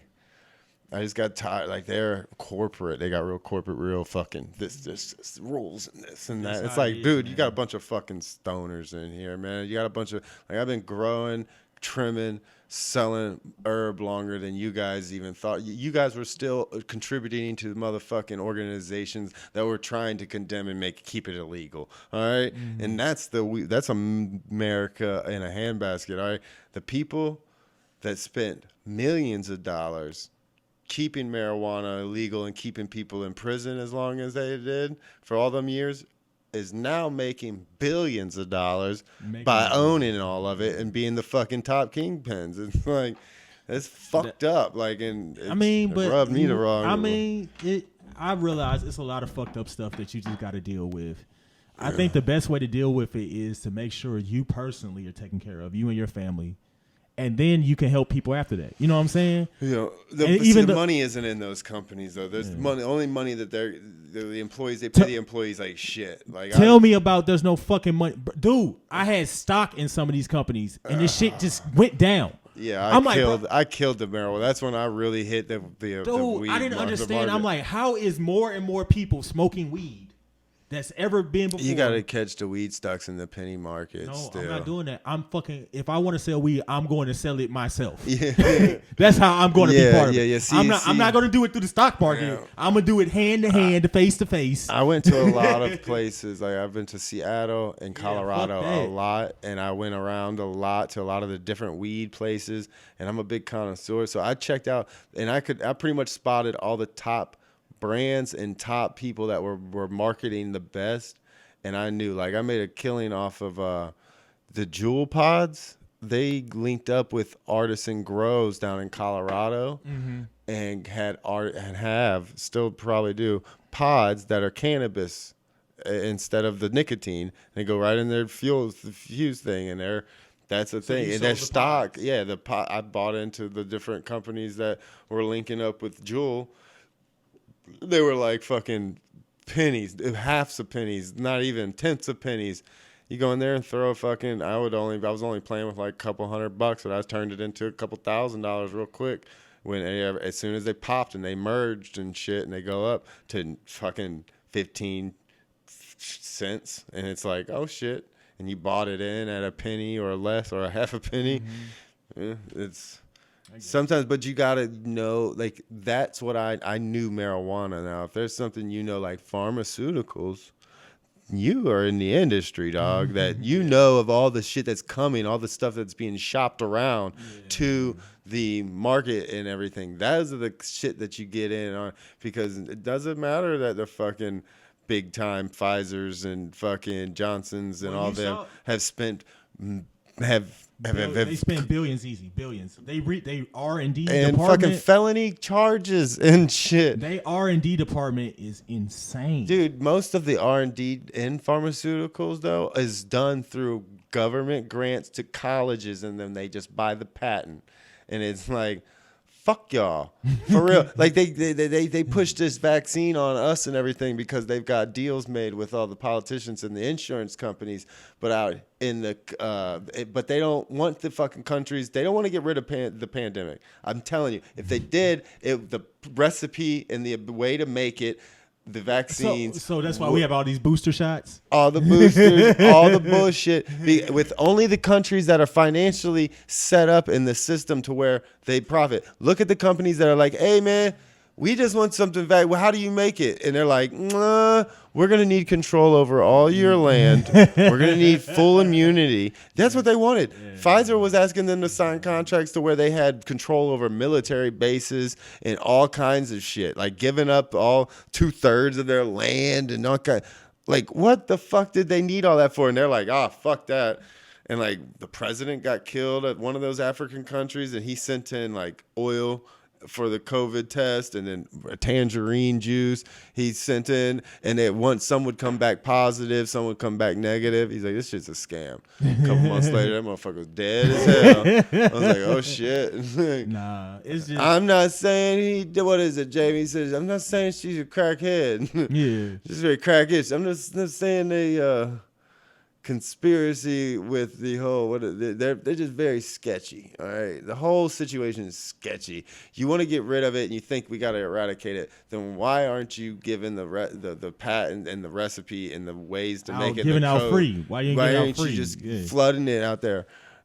Exactly. Exactly. And if it's so safe, why can't the babies have it? If you start jabbing it up them babies as soon as they come out of that fucking vagina, just jab them right up with the needle, maybe it's safe. Until then, it ain't fucking safe. Like, until they're ready to give it to a brand new newborn infant, which, God, I'm sure there's fucking one of those vax lovers that, fuck that. Like, no, that's the best thing about being culturally aware. I learned all about what they fucking did with vaccines and fucking chemicals just down here. We are one of the main big conspiracies. The Tuskegees and all of the fucking spraying that they did. They just tore down one of the last buildings. They said, no, that's what Chad Wallace was telling me about. He said, you don't remember this because you hadn't been born yet. He said, I lived in the part of the city where they used to come with those trucks and spray that shit right. Oh, no, that they just released a couple, like 2 years ago, the documentary came out about how they were set up on buildings down in the urban areas with sprayers. And they were just like, they just took down the last building that had one of the old sprayers still there. And I was like showing the whole documentary. Fucking nuts. It was all about this. And this lady did a freedom of information request and kept hitting them, did this whole documentary about how they were just spraying it on testing different chemicals and shit. Mm-hmm. They're doing it in New York subways right now. Fucking crazy biological war experiments in the subway, and it's fucking nuts what they are. It's crazy. Like, they're pumping full of biological shit with tracers for DNA shit, and I don't trust it. The government, they've never done anything good. Never have they done anything. They kept us going, man. That's what. I'm sorry, I just don't trust them. So if the government if they decentralized all the banks and just let us out here, bro. Do you know that over 82% of us would die? We don't know how to farm. And then we don't know how to farm. We don't know how to. Think how many people work in offices. Oh yeah. We have dependently grown. We have turned ourselves to a point of not being able to survive. If a comet hits us, like if an asteroid hits us, just the atmosphere blast alone is going to shut down our whole electrical system, internet, all that's gone, done for, fried. And it takes for a long time to rebuild. All right, all of it's fried. we're not, the dumb are going to die. So many are going to die from eating the wrong shit and just not eating, starving. The people that are on life support systems and all this shit that they need just to breathe the machines, just to sleep, they're dead. All right. The strong survive at that point. And then the strong aren't the smart all the time. All right. And they're going to turn into a tribalism like it always does and has in history. And then they're going to go, and certain tribes aren't going to let especially the smart, geeky guys in. They're going to kill him, and they're going to take him whatever he has. And none of that technology is going to be, or information is going to be passed. And all these geeky guys only have information today in a niche little subject that they fucking have a doctorate on or whatever they have gotten a degree in. And okay, you got a psychology degree in Caribbean descent, fucking family nurtured moment. It's like, what the fuck is that? Hey, that dude gone. He gone, bro. He gone, bro. Like, he gonna need like somebody like you and me where it be like, hey, I understand what the fuck his value is. Yeah, like, they be like, what is his value? Like, no, bro. He says he's a doctor. Like, he can't even. He ain't a doctor like that, but. He's gonna, like, there's gonna be certain situations that come up that we need to ask this motherfucker about. Like, I'll be like, hey, bro. I'll be like, it's gonna be people like, hey, bro, don't touch my mans. Don't touch my man. I think the most important thing is, like, that's one thing I think is really mind blowing to me about how crazy the crypto, NFT, and like blockchain shit and the stake, like how you can stake your claim and like this metaverse shit is going nuts. I've bought a couple of different of the tokens just to see what happens that were like a couple pennies. I was like, I'll throw $50 on it just to play, gamble. I got some Decentraland, and they just made a big sell. Like, somebody bought like $25 million worth of virtual reality real estate in this metaverse or some shit. I don't know. I'm still trying to figure out how to get into the motherfucker. I'm like, where's it at? Like, how do I get? Is there a store? Is there an arcade system? I don't know either, I didn't see it at Walmart. What console do I need, dog? Like, cause I saw that shit. I'm like, so you trying to tell me I'm finna be in GTA for real, motherfucker? Like, yo, I watched a video. Yes, I seen a TikTok of a guy got in his race car in his house, turned. Bing! And the TikTok was like his old lady getting all pissed off, like putting her hair up, like, I guess I gotta suck his dick. So he turns the video game off. Yeah. And like, he had a car and like the Oculus shit. And like, he was getting in a car and he turned on his video game. And it was like, I was like, it's not like that serious, is it? But have you seen these new Oculuses? So I did the old Oculus, like they did I did one a couple years ago that was pretty new. Doing the Lou Fest. So I went to the Lou Fest, and then they had an Oculus station, and then I did like an Oculus station where they did like, took you on like a little boat trip, and you got to meet some manatees, and they took you into like a haunted house, and it was ghosts and shit. Oh yeah, I played the video game. The shit was cool. It was just cool. It was just alright. It was like on some like, yeah, I fuck with this, but it's like I'm not trying to be here. Like, have you seen the suits and shit that they got? No, they have a running platform now that you strap into. I just did the head. You can do like war games and shit, shoot first person shooters, and they have like this platform that straps you in, and it's like a treadmill kind of system. It's on it's to where you can go in any direction, and it reads that, and they have a suit you wear, and it's got pressure sensitive. If it's raining outside, it makes it feel like it's raining. So it's like that NBA shit, like how they make the NBA games, what they put all the suit on. Oh yeah, that you can buy that now. Put that right into the game. Yeah, and like you now they have all the I think the one thing they haven't figured out is smells. Is like, because that's a big part of our sensors, and I think I was reading something or watching something about it. It could be sensory overload. They're already worried about it being a detachment of reality. I'm about to say, at some point in time, like you're there. They're already doing it. They just sold $25 million in a metaverse. People will be working in the metaverse full time. They will be real money. Trillions of dollars are going into it right now. So we're gonna be in the Matrix. Yes, there will be the Matrix. Like they're gonna have to lock us all up into machines. Have you seen that Second Life shit? Have you ever heard of these people that get on that video game called Second Life? No, man. Man, they make a character like Sims. It's basically Sims but online, and they can build a house. They can have a family, but real avatars on their computer, and people have gotten addicted to this. They have my buddy's dad lost his wife over cheating on a video game and yeah, because he actually hooked up with the fucking video game chick, and they like wanted to get it's. Hold on. So is this chick coincides with another real person? Yes. Oh, okay. Yes, and they really, met in the video game. Like, so that's like next level mental cheating. Yes, and no, they eventually hooked up, and he moved her in and flown her to hold where. Hold on, Brad. Stop. Yeah, like reverse. Did he do this shit in the game or in real life? In the game and then real life. Yes, he gave up his marriage that they had multiple kids that were grown, his house, his company, everything off of a video game chick. He met a bitch in the video game, but she was real in life, but she was also in the video game. Yes. And then he did shit with her in the video game. Yeah, he wanted her there. And then you know what they do now? What? They sit next to each other playing that video game. That is what they're doing, and that is not even that's not virtual. That's still just on a screen, a computer screen. Dude, now they can be actually in the game, in the world. It's not a game; it's a world, like a virtual reality world. So they will have real estate. They will have services. So they had an episode of Black Mirror like that, but they twisted it to be some gay stuff. So basically, it was like butt stuff gay or like butt stuff gay. Like, oh man, I'm gonna check this out. No, bro, there's no dead serious. There's an episode of Black Mirror like that where dude basically was like in the video virtual world with his homeboy, and so him and his homeboy, they interacting in the game. Then they do a fighting game, and then dude choose a chick, and he choose a dude. Oh shit! And then they start having sex, and then dude was like, "Am I gay or am I not gay? Like, what just happened here?" And then he keeps fucking his homeboy like this, like in the virtual world. And then he meets dude like in the real world, and he was just like, "You want to wonder if you gay or not?"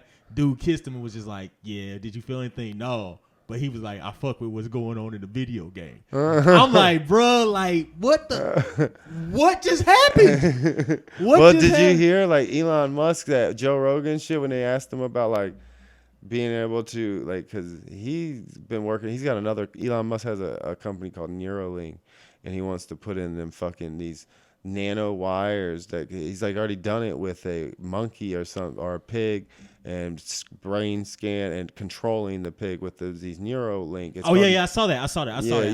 The hell, it's gonna help with like paralyzed people, people with like Alzheimer's and well, shit. you have to. So the thing with like people with paralyzed, a lot of paralyzation comes from spinal injury. Yeah, the electrical. So if you can find a way to reconnect those nerves that was lost from the injury. But this whole thing is going to be on a network, online and shit. So that means someone has to control it, and you can technically control people. Yeah. Ooh. But no, he was talking about the virtual reality sex. Joe Rogan asked him about it. I was like, is it possible? He's like, and Elon just looked at him. He's like, it's too good or some shit like that. Because like, I don't know. I know like sex with me is like mostly mental stimulation. You know what I'm saying? Like the physical's dope, but like mentally, like I just feel bad for my wife. Like I've woken up the next morning, like I was jerking off, I was fucking myself, and I fell asleep. That's horrible. I must be bad at it. Like, I must be bad at sex. Yo, all right, I'm working on this new bit. I'm trying to. I haven't come up with nothing about it yet, but I learned this new term. It's called soaking or soak. To let it soak. Do you know what that means? It's the way Mormons have premarital No, I saw sex. that. I was going to ask you about that. Is that the one? No. That's the one where they take like where they penetrate. Yes, they put it in there, but they can't go back and forth. So they had someone jump on the bed. That's jump soaking. They had someone jump on the bed or push them and shit. Yeah. So as long as you're not thrusting. Yes, as long as you aren't having sex. You're not having sex. It's natural forces. But the tip is in. She's bro. It's fully in, just soaking it. Bro, when I saw that. I've tried to work on something because TikTok give you some good shit sometimes. Like I learned this new one called hogging that I've been using, and it's been crushing it. I was actually really scared to say it for the longest time, It was because it was like these frat dudes have made a whole new sport. It's all about hogging. They call it hogging, and it's like really fucked up. They keep score. They have like fouls and penalties and shit like that. And what they're doing basically is they're picking up fat chicks, and they're like exploiting them and humiliating them and shit. And I just really, and they taking score on this shit. Yeah, it's really pissing me off because it's a whole sport now, and I just think it's fucked up. They made another sport that the brothers are gonna beat us at again. And like, it took me a while before I said it. I had to ask my boy Antonio. I was like, "Yo, man, is this cool?" He's like, "As long as you stress it's a sport, and you make sure to put like how much better we are than y'all at everything." Yeah, hell yeah, bro. I was like, "All right, bet." I'm like, he said, bro, just think what this would do for the cuckold industry. Like, bro, I didn't know that shit was an industry, bro, until I got older. Like, cucking? Cuck, yeah, bro. Oh, dude, I was like, bro, like, you know, so I was like, I thought that's what nightmares are made of. Dog. Like my wife, I'm just stuck in the corner like this. Like, no, I didn't know that shit was. Watch it, you little bitch. I didn't know that was a whole industry, dog. My homeboy was like, somebody approached me on that shit. Like, I was just like, what? He was just like, dog, I thought about it. Oh yeah, brothers get approached by white couples a lot because the white girls have that fantasy of getting that big old. I used to fuck white chicks for free in college. And he's like, I still get the dick away for free, dude. I ain't on the terror like I used to be no more. No, because the thing is, bro, with all these social injustices, bro, like, you know, people like I ran a red light today and got pulled over by the police, and this was the first time I got pulled over by the police, and I didn't feel some type of way. Like, one, I knew I was in the wrong. Like, I clearly ran the red light. Yeah. And two, it was like, it was in the middle of the day. All these cars around. I'm like, you know what? I feel, because usually, like, the last time I got pulled over, I was on that shit where I was just like, look, dog, I already had my license out. I'm like, you can see my hands. And you know what I'm saying? It's just like. That's what my buddy was a cop, and he said the best thing because back I got pulled over a lot when I lived out there on the beach because they didn't have nobody else to mess with. We're gonna mess with the dreadheaded stoner drug dealers. We know they're selling weed. We can get them with an easy ticket. And they said the best thing for you to do when they get pulled over is, he said, for one, is turn the car off and put the keys on top of the dash and put your hands up like that. Just put them on the steering wheel. They know you're not going to run off because the car has been turned off and you got the keys and vision. They'll see it. They're paying attention. He said, and you'll get a much easier, lax thing. But I was like, man, it's kind of bullshit. You got to do that. But I get it. But I agree. There's a lot of times that motherfuckers need to listen. And then there's and it would help out a lot. Just they're being dicks. You kind of got to recognize what's going on. Something you got to read a situation sometimes. I know it sucks, but like sometimes you just got to be like, this shit could end very badly for me. Let me just stop. Bro, that's where I was going with it. So I remember one time I was at the gas station, and it was some college white chick. Like she pulled up. She was trying to put air in her tire. And the dude in the inside, he was an Indian guy. He was just like, man, he said, I don't feel like going out there. He was like, when you go back to your car, he's like, can you tell her that, you know, the hose don't work or whatever? I'm like, hey, bro, I'm going to do this. But I'm like, bro, like, I'm just letting you know, like, I don't fuck with white chicks, like, by gas stations, you know, like this, dog. I don't fuck with chicks at all, like, no more. So like, I told her, so I went outside, and she was by the gas pump, and I was like, excuse me? She started walking towards me. I'm like, hey, hold on, whoa, you stop right there. I'm like, the gas, you said the air hose don't work. She's like, oh, thank you for telling me. I'm like, that's cool. Yeah, you can get back in your car now. Are you into cucking? Yeah. I'm like, bro, I don't fuck, bro, because next thing I know, I look on the news talking about like something that happened to this little white girl, and I'm the last known person that seen her. I'm like, nah, bro, they coming to get me. They come and get me quick. Like, and you ain't gonna have the fucking media all on it. Like they'll pay attention until the next thing happens, unless it's that's what I'm crazy stupid shit. Like this whole Ghislaine Maxwell trial's been going. All I've seen is dumb shit on Yeah, I'll throw something in there. All I've seen is this dumb Rittenhouse bullshit. Dude killed 2 other white dudes that was convicted of fucking pedophilia and shit. Like, all right, Ghislaine Maxwell's trial's going on. Why ain't that on the news? Yeah. This motherfucker's got Trump as a defendant. Got fucking the Walt Disney, the Disneyland as a Sony. It's got fucking politicians. It's got goddamn everybody. There's like 100 and something different names and groups of people, and like just the Jane Doe and John Doe or whatever, the names that won't be released, is like 90 or 80 of each. That's how many people are involved in part of this, in this Ghislaine Maxwell shit. It's just but nuts, and nothing's being talked about Well, really. that's because it's on like some next level intellect stuff. Like once they start running, but if they just stress out that like, yo, this is fucked up, like people would learn to pay attention. Yeah, I wish people would sit like this whole thing that went on with this whole COVID thing. Like, I'm not into the conservatives or the Republicans or anything. They're all the same. They're the same, bro. Yeah, that one dude that's been Ron Paul or whatever that's been calling out Rand Paul or whatever. He is. I've been calling it out since the very beginning. I just post I'm sure I've made as like this shit has been put together. I was like, COVID was made in Chapel Hill, North Carolina, in the fucking like early 2000s. Lying. It was made in Wuhan. No. It was made in Chapel Hill's virological lab, and then they got into trouble, and Obama shut that shit down. They changed it over to fucking a new company, Eco Health Systems or whatever, and sent the funding to that in Wuhan lab. The COVID shit had been going on for a while. That's why it like blew my fucking mind. Like they were like, we don't know nothing about this shit. It's like, you got an article like, because I'm into some of the conspiracy shit, and I found this one dude that was breaking all these strange cases that had been having outbreaks because you have to report them in the system, and he had pulled up like all the records around the radius around these and all the different hospitals around like Fort Detrick's virological lab, Chapel Hill's virological lab during the time before it got banned and where it was moving. And they he like penned the news articles. He's like, remember fucking all the outbreaks of all the vaping pens and popcorn? What happened to those? He's like, and have you ever noticed the people that they said, some of the people were like 60 or 70 and they never fucking vaped? They were getting this shit. It's like, isn't that a little weird? Like, and then it just disappeared.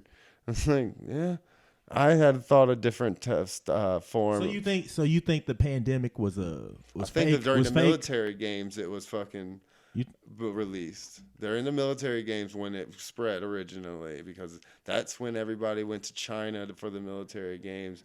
That's when it was spreading. That's what. But you think the pandemic's fake? Or you think it's engineered? I don't. I think it's a lab leak. Like I'm more lean under the lab leak theory than somebody like leaked it. But I think we had the military games and shit going on, and China knew about it and was already dealing with the outbreak and was covering it up for so long, which just made it worse. And then they refused to let anybody come in and investigate for so long, and they said that they weren't trying to cover it up, and then everybody in the WHO or whatever, the World Health Organization, was put in that place of power and owned by how come the leader of WHO doesn't even have a doctorate and isn't even a doctor? Can somebody explain that to me? Like, what the fuck? Like, where does the money for the elections? We were talking about it earlier. $440 million and $760 million. Where does that money go? What is bought and sold with that money? Where does it go? What does it stimulate? Well, where into the economy does that? They said Donald Trump was paying $1 million a day. You know, for what? McDonald's and his marketing team. Oh, his market. Yeah, that makes sense. I see that. So, but he was also that's getting. That's $1 million a day for. If he reached $1 million, days, and if $1 million sent him, he because he saw from what Bernie did. He saw how much grassroots money Bernie got from not taking from, because he raised a lot of money, millions from just donations from his actual voters. Like what they did to Bernie was fucked up. That's why I was like, Bernie could have won, man. It's just Bernie. I just don't like Bernie tucked his tail and took it like a little bitch, and I was like, you got So what no he- backbone, you got so no what- spine. so- What happens when someone another country is like? So what he was supposed to do? He was supposed to be like, you know what? Fuck it. Like I lost. No, he was supposed to be like, no, because the DNC and Hillary campaign came out and admitted after the whole WikiLeaks and everything. Well, he won the popular league, but they said she had the super delegates Well, that she paid DNC for. said that they choose. At the end of the Yeah. day, they choose who the candidate is. It Exactly. doesn't matter who picks. Like That's they what I- choose. No, yeah, no, right. The but that was- delegates. I guess that's what they're called. Yeah. So the thing was with the Republicans, that's the reason why Donald Trump was able to win, because he kept getting the popular vote over all these other guys. So the way it's set up for the Republican, party is like if the people say the people you want, that is. The Democrats is different because there's more people that are Democrats than there are Republicans. Claim to be Democrats. Oh, because yeah. I want to be. So what they fourth do party. is they feed into delegates, and they tell the delegates take into consider when they do the primaries for all the Democratic elections. The delegates take into consideration what the people want, and they're supposed to make the decision for the people's best. Yeah, based on that's how it works. So if you voted in a Democratic, primary, you didn't vote for you voted for the person you wanted, but that really wasn't taken in, it was taken into consideration. And then but they blackballed everybody like they did Yang. They put him on the very edge of the screen, would never show him. So that's what happened with Bernie and Hillary that first time around was. And he won, but they fucking fucked him over. She had cut all those deals. And he just took it. It was like, oh, well, and then supported her. And like, what did he say? Backed her and shit. I was like, dude, you got no spine. You ain't going to be like, this is Trump. You know what Trump would have been like. He would have turned the fucking flip the script on that motherfucking but that's ass. why Trump chose the Republican Party. Because remember, he used to rock out heavy with the Democratic Party. Oh, yeah. He was caught saying that if he ran, he would run as a Republican because they believe anything or something. That's why he chose the Republican Party, because he could seize control of it way more easier than the Democratic Party. And he did. He has them fucking shook. And then, I looked at a lot of the policy shit that Trump did, and somebody that pays attention to a lot of the market, some of the tariffs I agreed on, his tariff policies, some of those I did.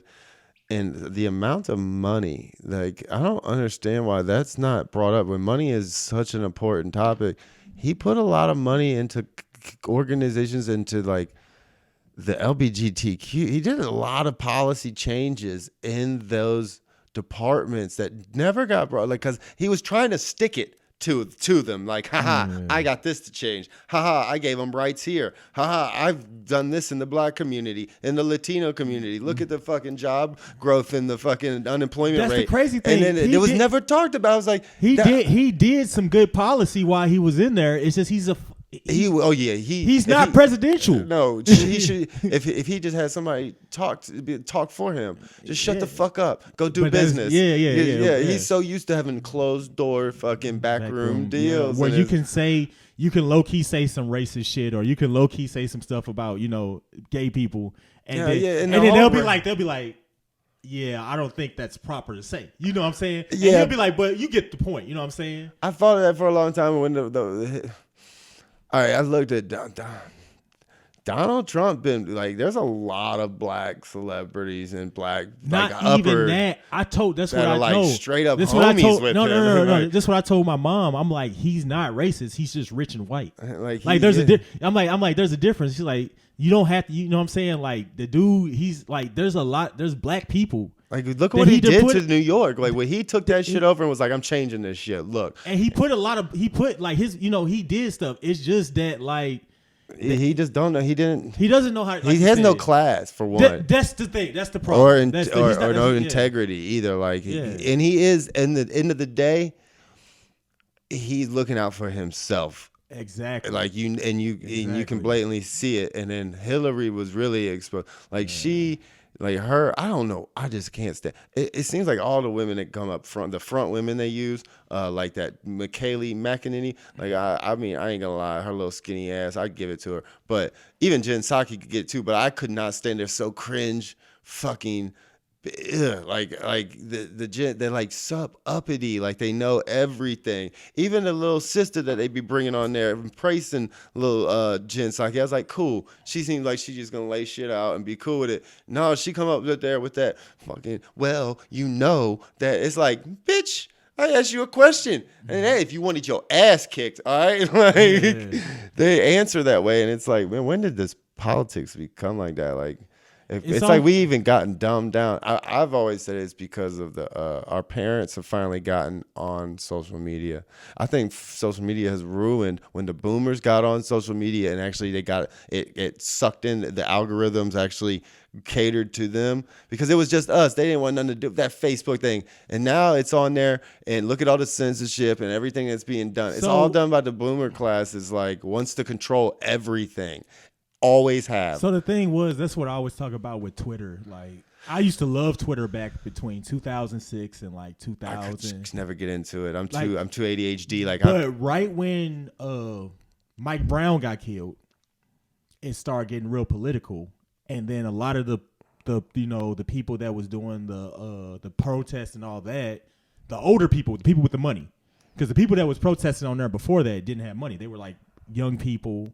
Yeah, I did a lot of work. You know what I'm saying? They were young people just pulling up with whatever little money they had. Once the money got involved and they saw you could actually, with the protesting on it, it got hella serious out of nowhere. Like, you couldn't even make a joke no more. It was all that. They's like, you making these jokes, but what about this? And I gravitated away from it because I was just like, bro, that's not why I got on Twitter. You know what I'm saying? Like, it's dope. It's dope what you're doing. But at the end of the day, like, it's a social justice warrior. Kind of, I'm saying, platform. like you can't, stuff got sensitive. You can't talk about this stuff, that all that. And then now, people getting, I know people going back to it. They're back. Some never left, but more people going back to Twitter, and they was just like, no, it's better than Facebook and Instagram because you can't say, you know what I'm saying? You're not getting reprimanded for saying like I told somebody like. I think TikTok's done a hell of a job, especially now that they do 3 minutes. Like that shit's their censorship does. That's ridiculous. Their censorship is worse than what YouTube has killed. Like I'm so disappointed and like crushed with what happened to YouTube and corporate fucking big media. Like it's ruined YouTube. YouTube used to be an amazing thing. Like it used, and if you're just using it for DIY stuff, cool. But beyond that, if you're using it for information, it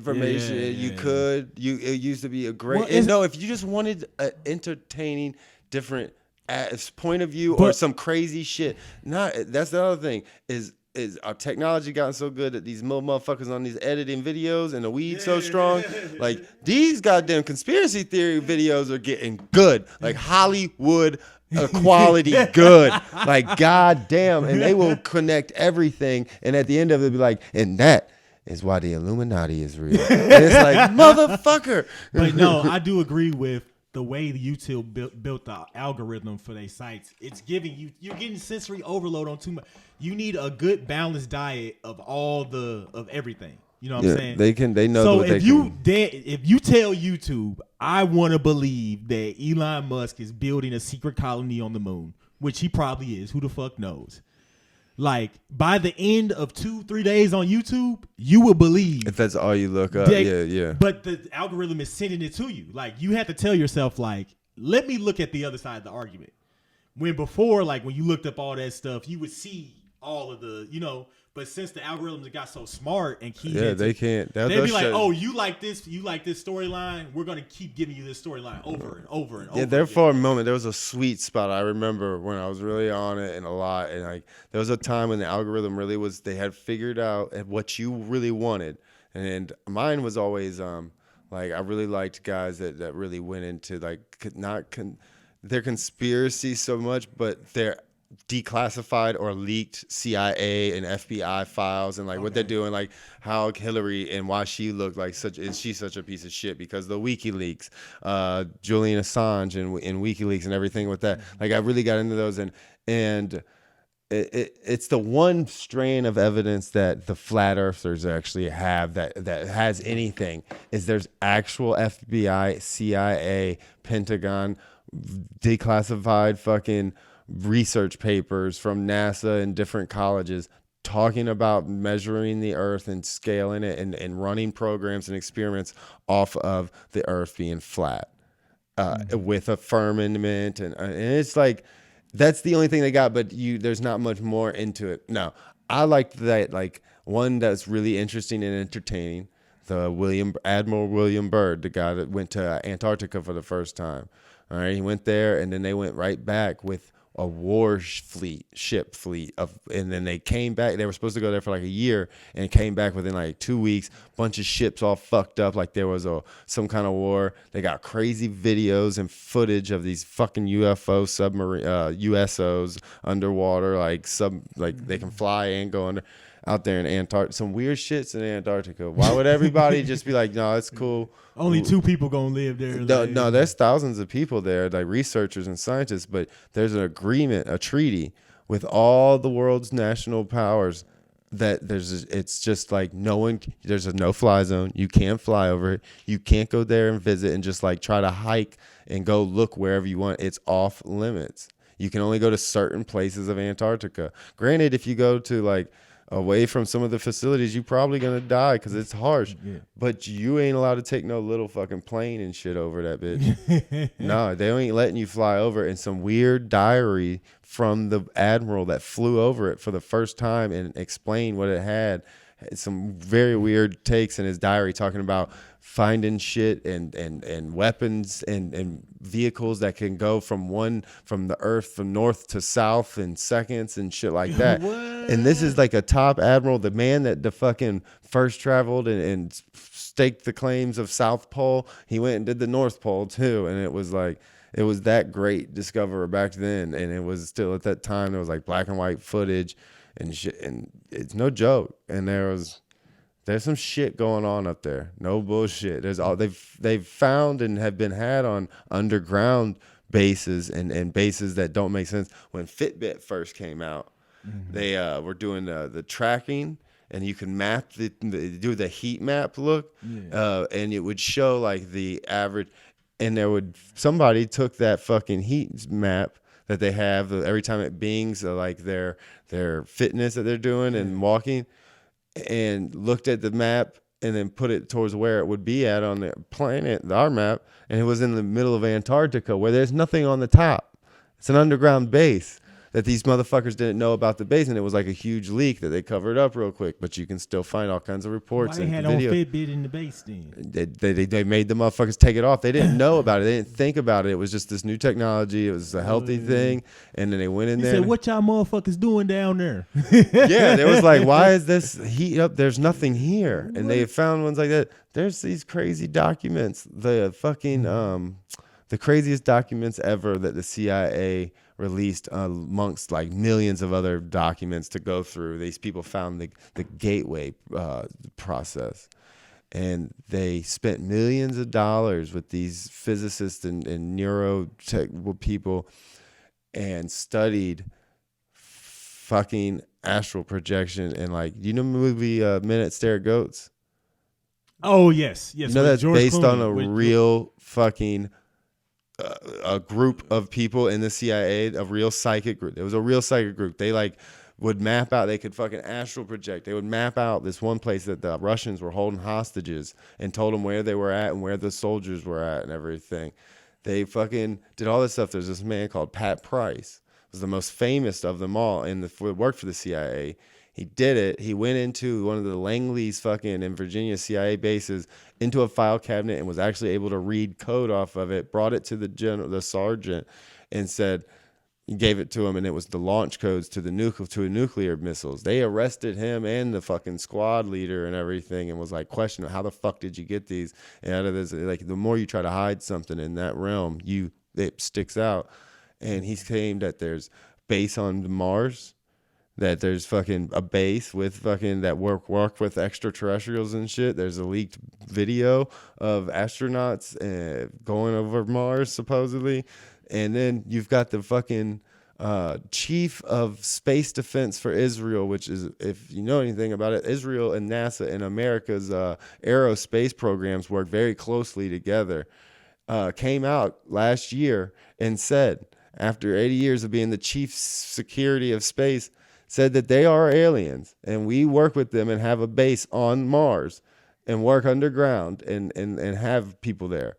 You got the hacker, the famous hacker that they tried to bring here from fucking London or whatever. I forget his name, but he hacked the Pentagon for like 7 months going through because he was looking for 0 point energy, basically, the mechanism. He believed they had it. And he stumbled across all these documents about non-terrestrial units and like ship records, like spaceship records. They were like named USS Henry, but it was like for space fleets and sergeants and names that didn't exist and shit like that. And then he found like pictures of fucking a Tic Tac UFO, which is out on the fucking news now. You know, it's being released. The Pentagon's just released those videos 2 years ago. It's the Tic Tac.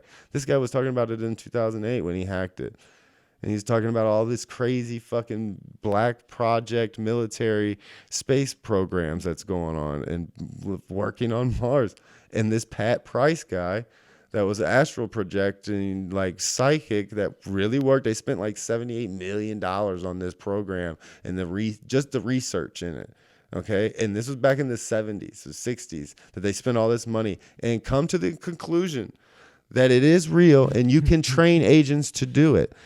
You can look it up. This is the document. Hold on, you can train agents. You can train them to be able to get into. You have to hemi-sync your right side and your left side of your brain up, supposedly, because one is always in control. Your left side's usually in control, and your right side's just like, hey, man, I'm just going along with it. Yeah. Your left side keeps you organized and keeps you going. If you can get them to submit on the same frequencies, because one's usually running at like beta or delta and the other is another one. If you can get them both running on the same frequencies, you supposedly can astral project and do in different times. All kinds of shit is what this is. No bullshit. Go home, look up the Gateway process, the Gateway project in the CIA. It will blow your motherfucking. And those are all the conspiracies I used to get into. And YouTube used to just like feed them to you. You'd be like, get on there, and you just be like, oh yeah. What they feeding you now?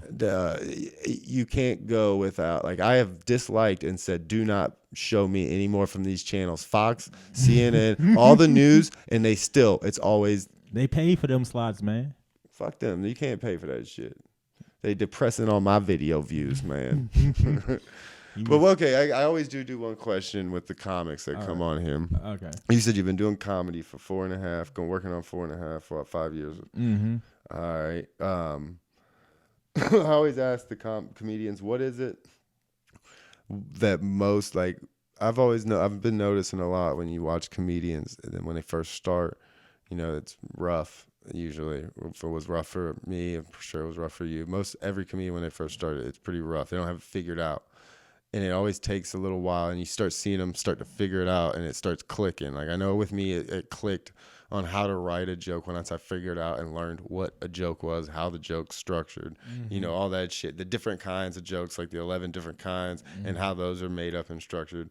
So, what is it that what is it that clicked with you that helped you, like, in your writing or performing aspect, instead of just going up there and trying to regurgitate something that you wrote down when you first tried to do your first 5 minutes? Like to today, now you can actually like come across something and it easily just makes the process, because you know something clicked in your mind one day. Like you were performing or you were thinking about something, you're like, oh, that's how you do that, that's how that works. What was the biggest one for you? I use a lot of words. Like all my jokes I write are real long and lengthy, and it took several people telling me, like, bro, you don't need all those words. But in order for what works for me is that I have to say the words to know which words I need and which words I don't. Okay. So like when I first started, it was like you said, like I wrote these jokes and I wouldn't accent certain points. I wouldn't pause. I would miss pause breaks, stuff, you know, regular stuff you miss. Mm-hmm. I'm like, this is funny. Just listen to what I got to say. And then it was just one day, I don't know if you remember, it was the Laugh Lounge. Do you remember that? It's kind of, it was close to when it kind of was on the way out when you started. So you probably never made it there. I was up in there one time and I noticed everyone was listening to me and laughing at all my joke breaks. I was hitting it. That's when it clicked. Like you got to let it breathe and actually let the crowd enjoy your jokes. Yeah. Yeah, it took me. It hit me. That one hit me when I was finally got to do. Dude, let me do. Went to Indiana, and gave me a 30-minute slot, and it was like my first 30-minute slot, and I was like, oh, and I closed out the show with that 30 minutes, and I was worried about it, but I just went up there instead of just shorten my shortest joke, because I can shorten a joke in one line, and that's what I meant by like when it clicked for me is learning how to write the structure of it. I was able to now just get rid of all that shit and was like, boom. That's what I'm saying, because you write it a certain way. I think that's a big one. That's when it clicked for me, because I was just like, oh, it makes sense now. Yeah. Because the thing was, like, it wasn't that I wasn't funny, but the thing was I would almost bore people to the punchline. Yeah, as opposed to, okay, you cut this word out, you cut this word out.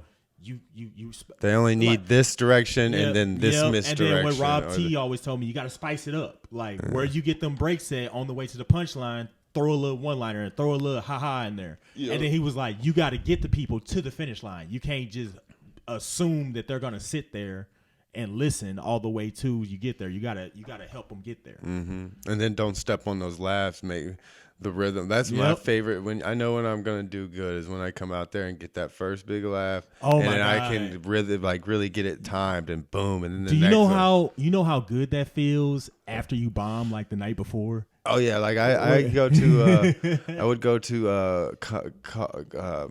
Cusimos. Oh, Cusimigos or whatever. Which one? Yeah. That one.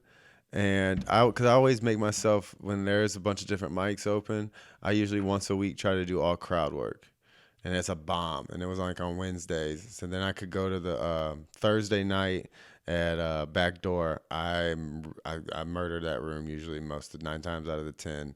That room's really good, and it like boosts me back up. But then I start going through. I try to do one mic with new material, one mic all crowd work, and then the next mic I'd try to, a Tuesday and Wednesday.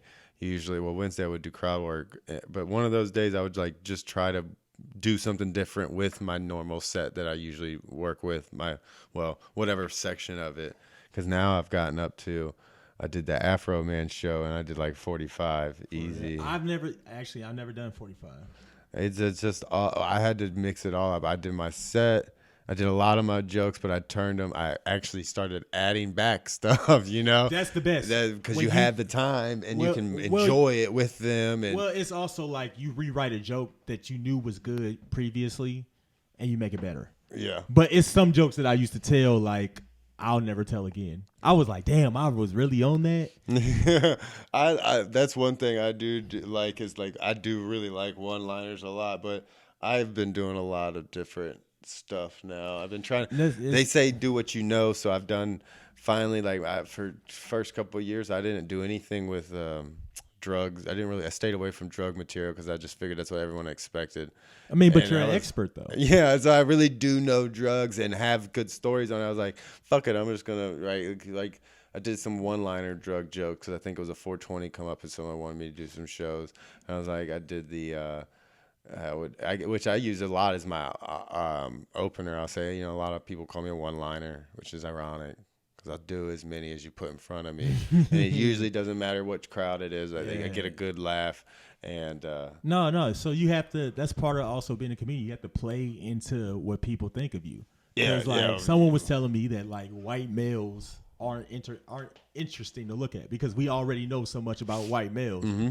But you come in with the dreads and the stoner look, and then people are like, okay, what's his story? Like, is his story what I think it is, or is he gonna talk about something else?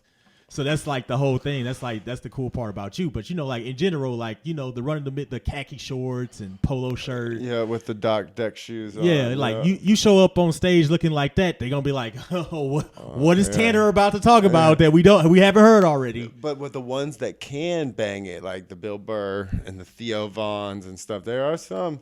They kill it. I seen this white geeky khaki wearing ass motherfucker that went on there, and he said the only white comedian. So YouTube's, how they release specials on there, and it was like this geeky white dude, but he was murdering That's this. That's how you got to do it. He owned it. Like he's like, yeah, they put me in here. It's like if you look a certain way, you have to make your personality bigger than what that is.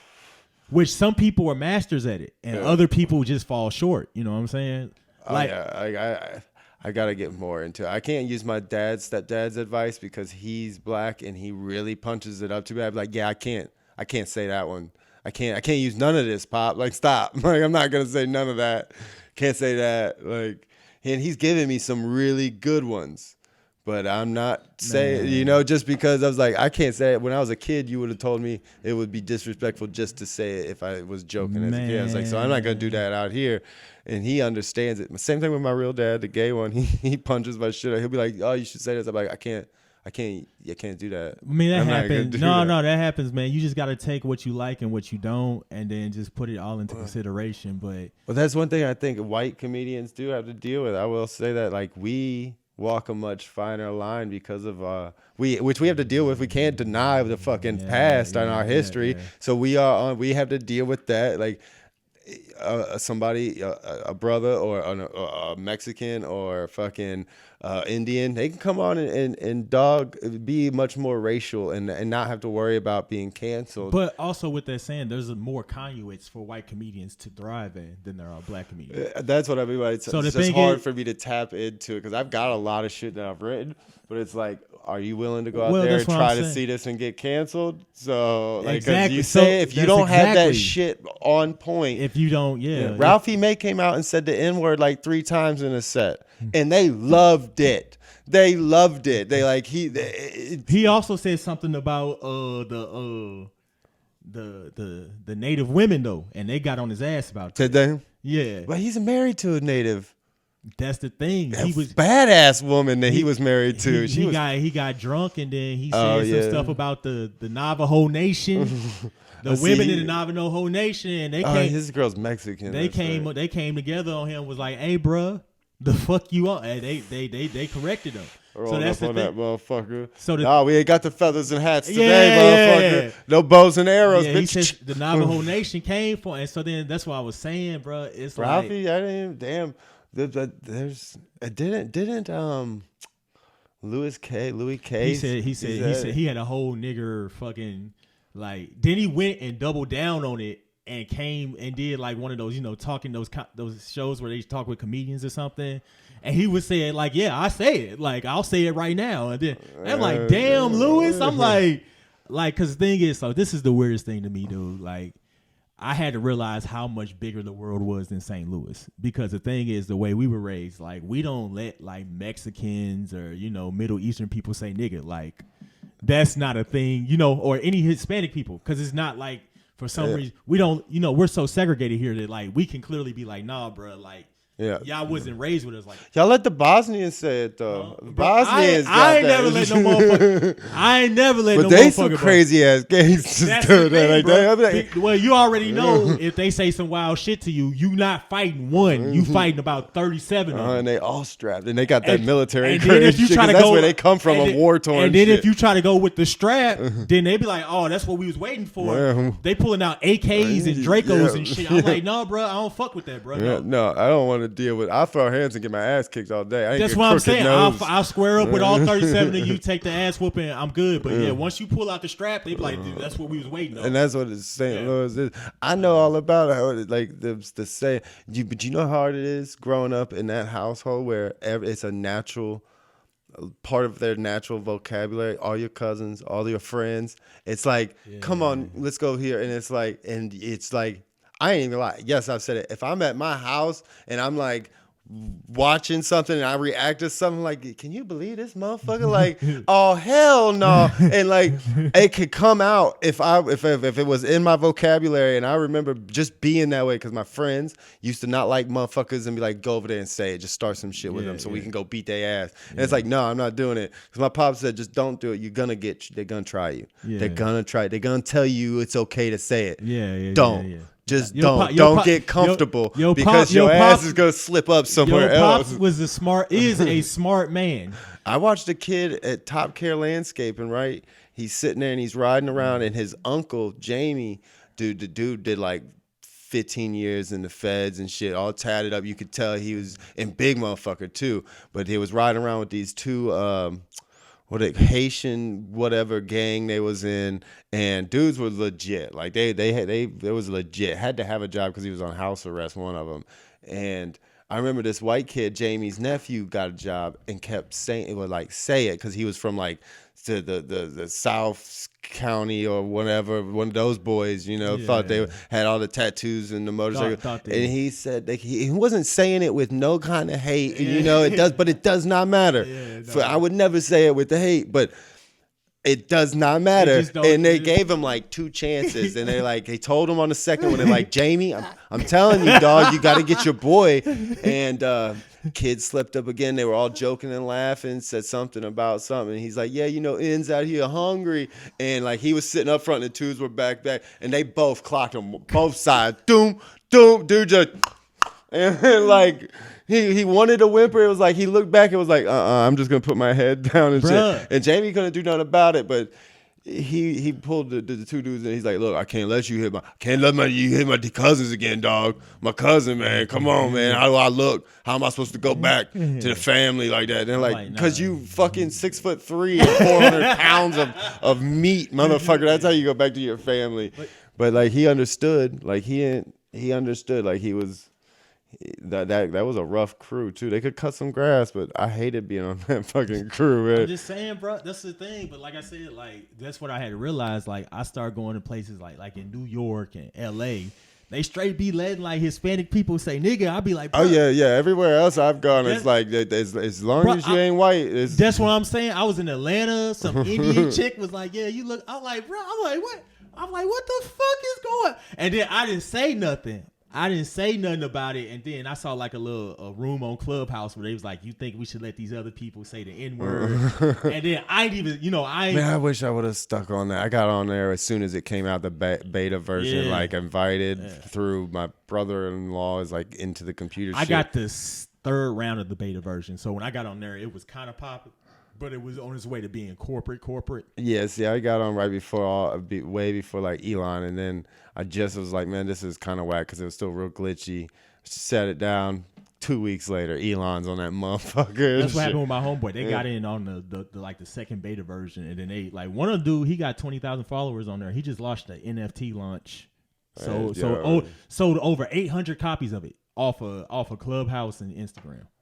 Man, that's the NFT. I wish I've been trying. I'm not good with. Dude, I got this Mac Mini down here. I don't know how to fucking use. Like I want one. I just don't have the paper. So I got the money for the actual Mini. Yeah. Which is like the new Mini with the M1. That's what I'm saying. Dude, that motherfucker is bad. You could do 3D graphic design. And that shit's I think it's right under $1,200. No, it's $700 for the M1. No, if you get the upgraded.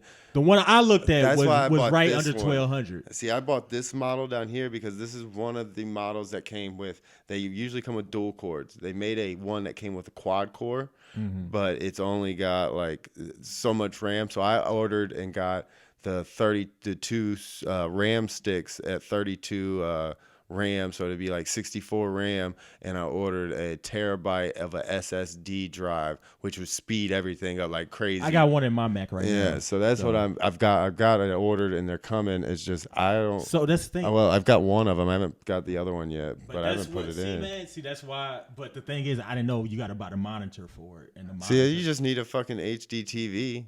All you need is something with an HDMI for the Mac Minis. All you need is a TV. So I don't need to spend $800. No, fuck no, dog. On an LG. I've got this long ass fucking HDMI cord around here, and I'll have this. And you can just I hook it up to there. Yeah, my shit's like 20 foot long. I could hook it up to upstairs, bro. What? Yeah, and you just be on the computer through the TV? Yeah, I'll be on the. I'll have this, my wireless shit like this. I could be like this. I can go anywhere and just use the TV instead. Bro, dude, it's and the M1 $700 version one will do 4K. It will. I've watched all the videos. No. The more expensive one will be. It's better.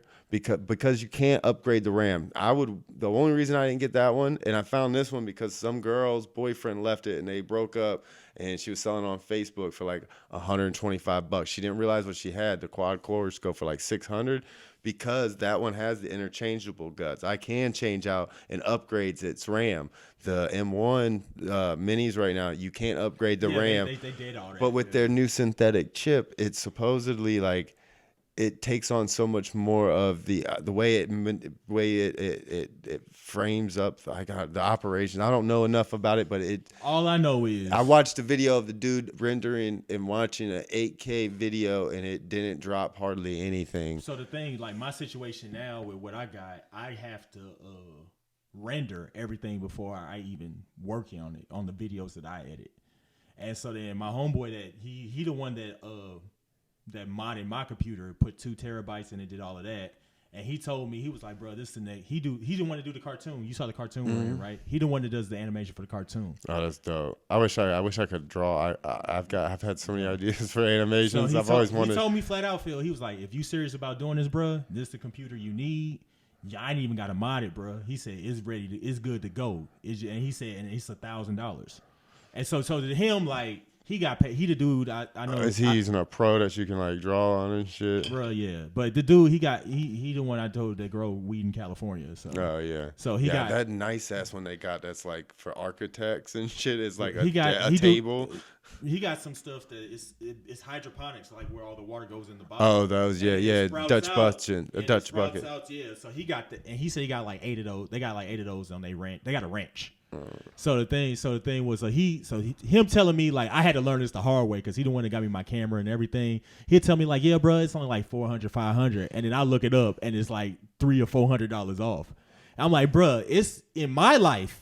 It's the difference between $500 and $800. Yeah, for real. You know what I'm saying? Like if you tell me like it's about $500, I'm looking for this bitch to be $560, $580. You know what I'm saying? Like, you know what I'm saying? That's about $500 or, you know. Yeah, the taxes. I'm just expecting the taxes. Yeah, bro. Like, I'm looking up shit. Like, he told me, like, you need a light for your camera. You need a microphone. He said, bro, it ain't that much, bro. It's like $150. I'm looking this shit up $400, $500. I'm like, bro, get the fuck out of here, dude. Yeah. I'm like, that's considered. For high quality. You know, footage. I get, like, you pay for what you get, but I'm like, bro, it's you talking about a $400 to $500 difference. Oh, yeah. Like, bro, I need to know that before I even go in and try to buy some shit. Like that's why I haven't gotten all my because I want the way I am, the type of person I am is I hate buying pieces. Like I've bought all this in pieces, and I'm not gonna do it with the cameras that I'm doing. Keeping it the way I've got right now. Bro. And once I can afford to go get all 3 of the 4K cameras, because I want to have one in center, I want to have one pointed on you, one pointed on me, and I want to have the Black Magic switcher to where you can plug all 3 of them into it, have them ran into the audio interface, all the sounds linked up and synced up, and then while we're talking, like while I'm talking, I can have the camera switch and be just pointed on me. And then while you start talking and reply, I can push a button and it switches over to you. And it's all sunk up. You don't have to do none of the editing really afterwards. You just have to cut what you want in there and go and upload. That's what like Jamie on Joe Rogan uses and shit most of the time. But no, that's dope. That's dope. It's just that, like I said, like, you know, I just got to get some more of this money, bro. I got to get this paper. And shit. Yeah, no, the DoorDash is a good one for side, like just... Yeah, like I'll go out and do that some nights and make like especially on the weekends. If it's a Friday night, I get off early enough and I ain't got nothing going on, I'll go make $200 real quick.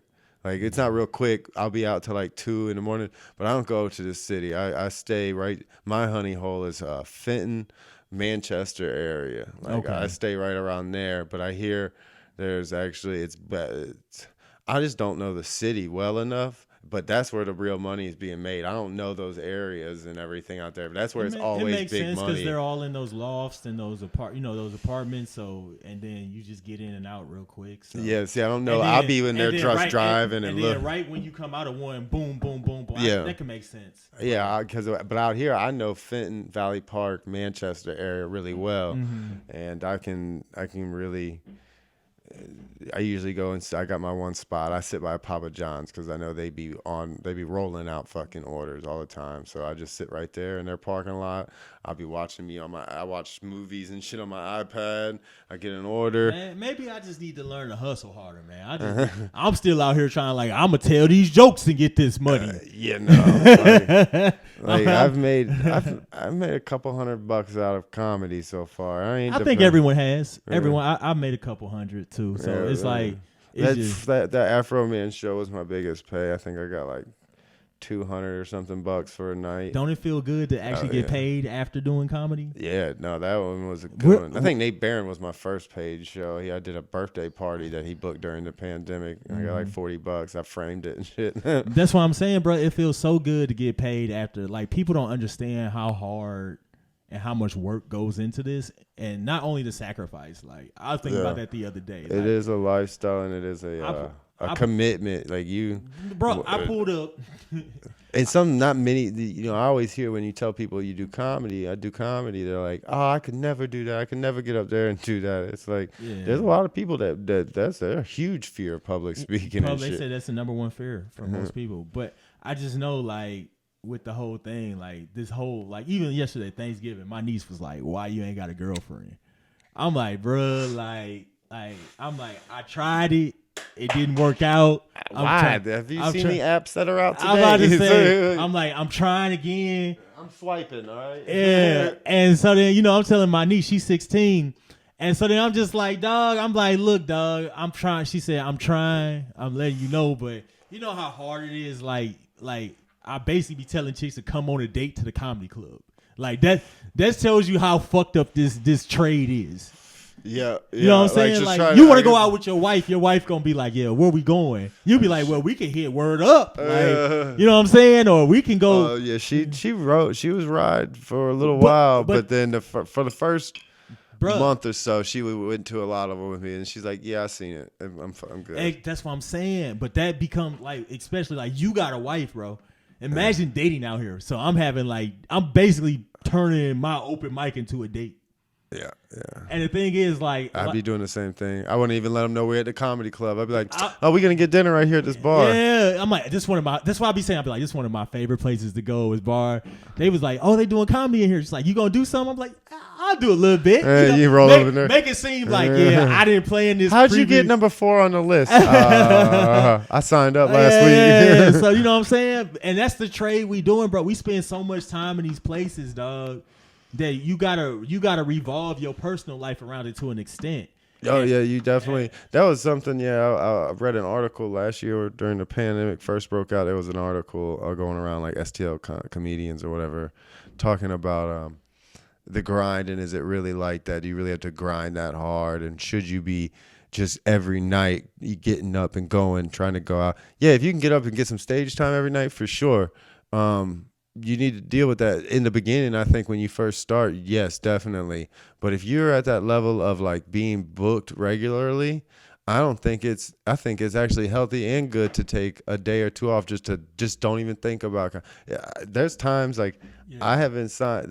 I just went through it a couple weeks ago. I don't sign up for like a week or two. I just take 2 weeks.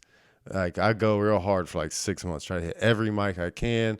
A lot of times I'll leave right after work and I'll go hit a mic or something, maybe do some DoorDash and then go home. And that's like every night of the week, and for 6 months. And she gets tired of it, she wants me home sometimes.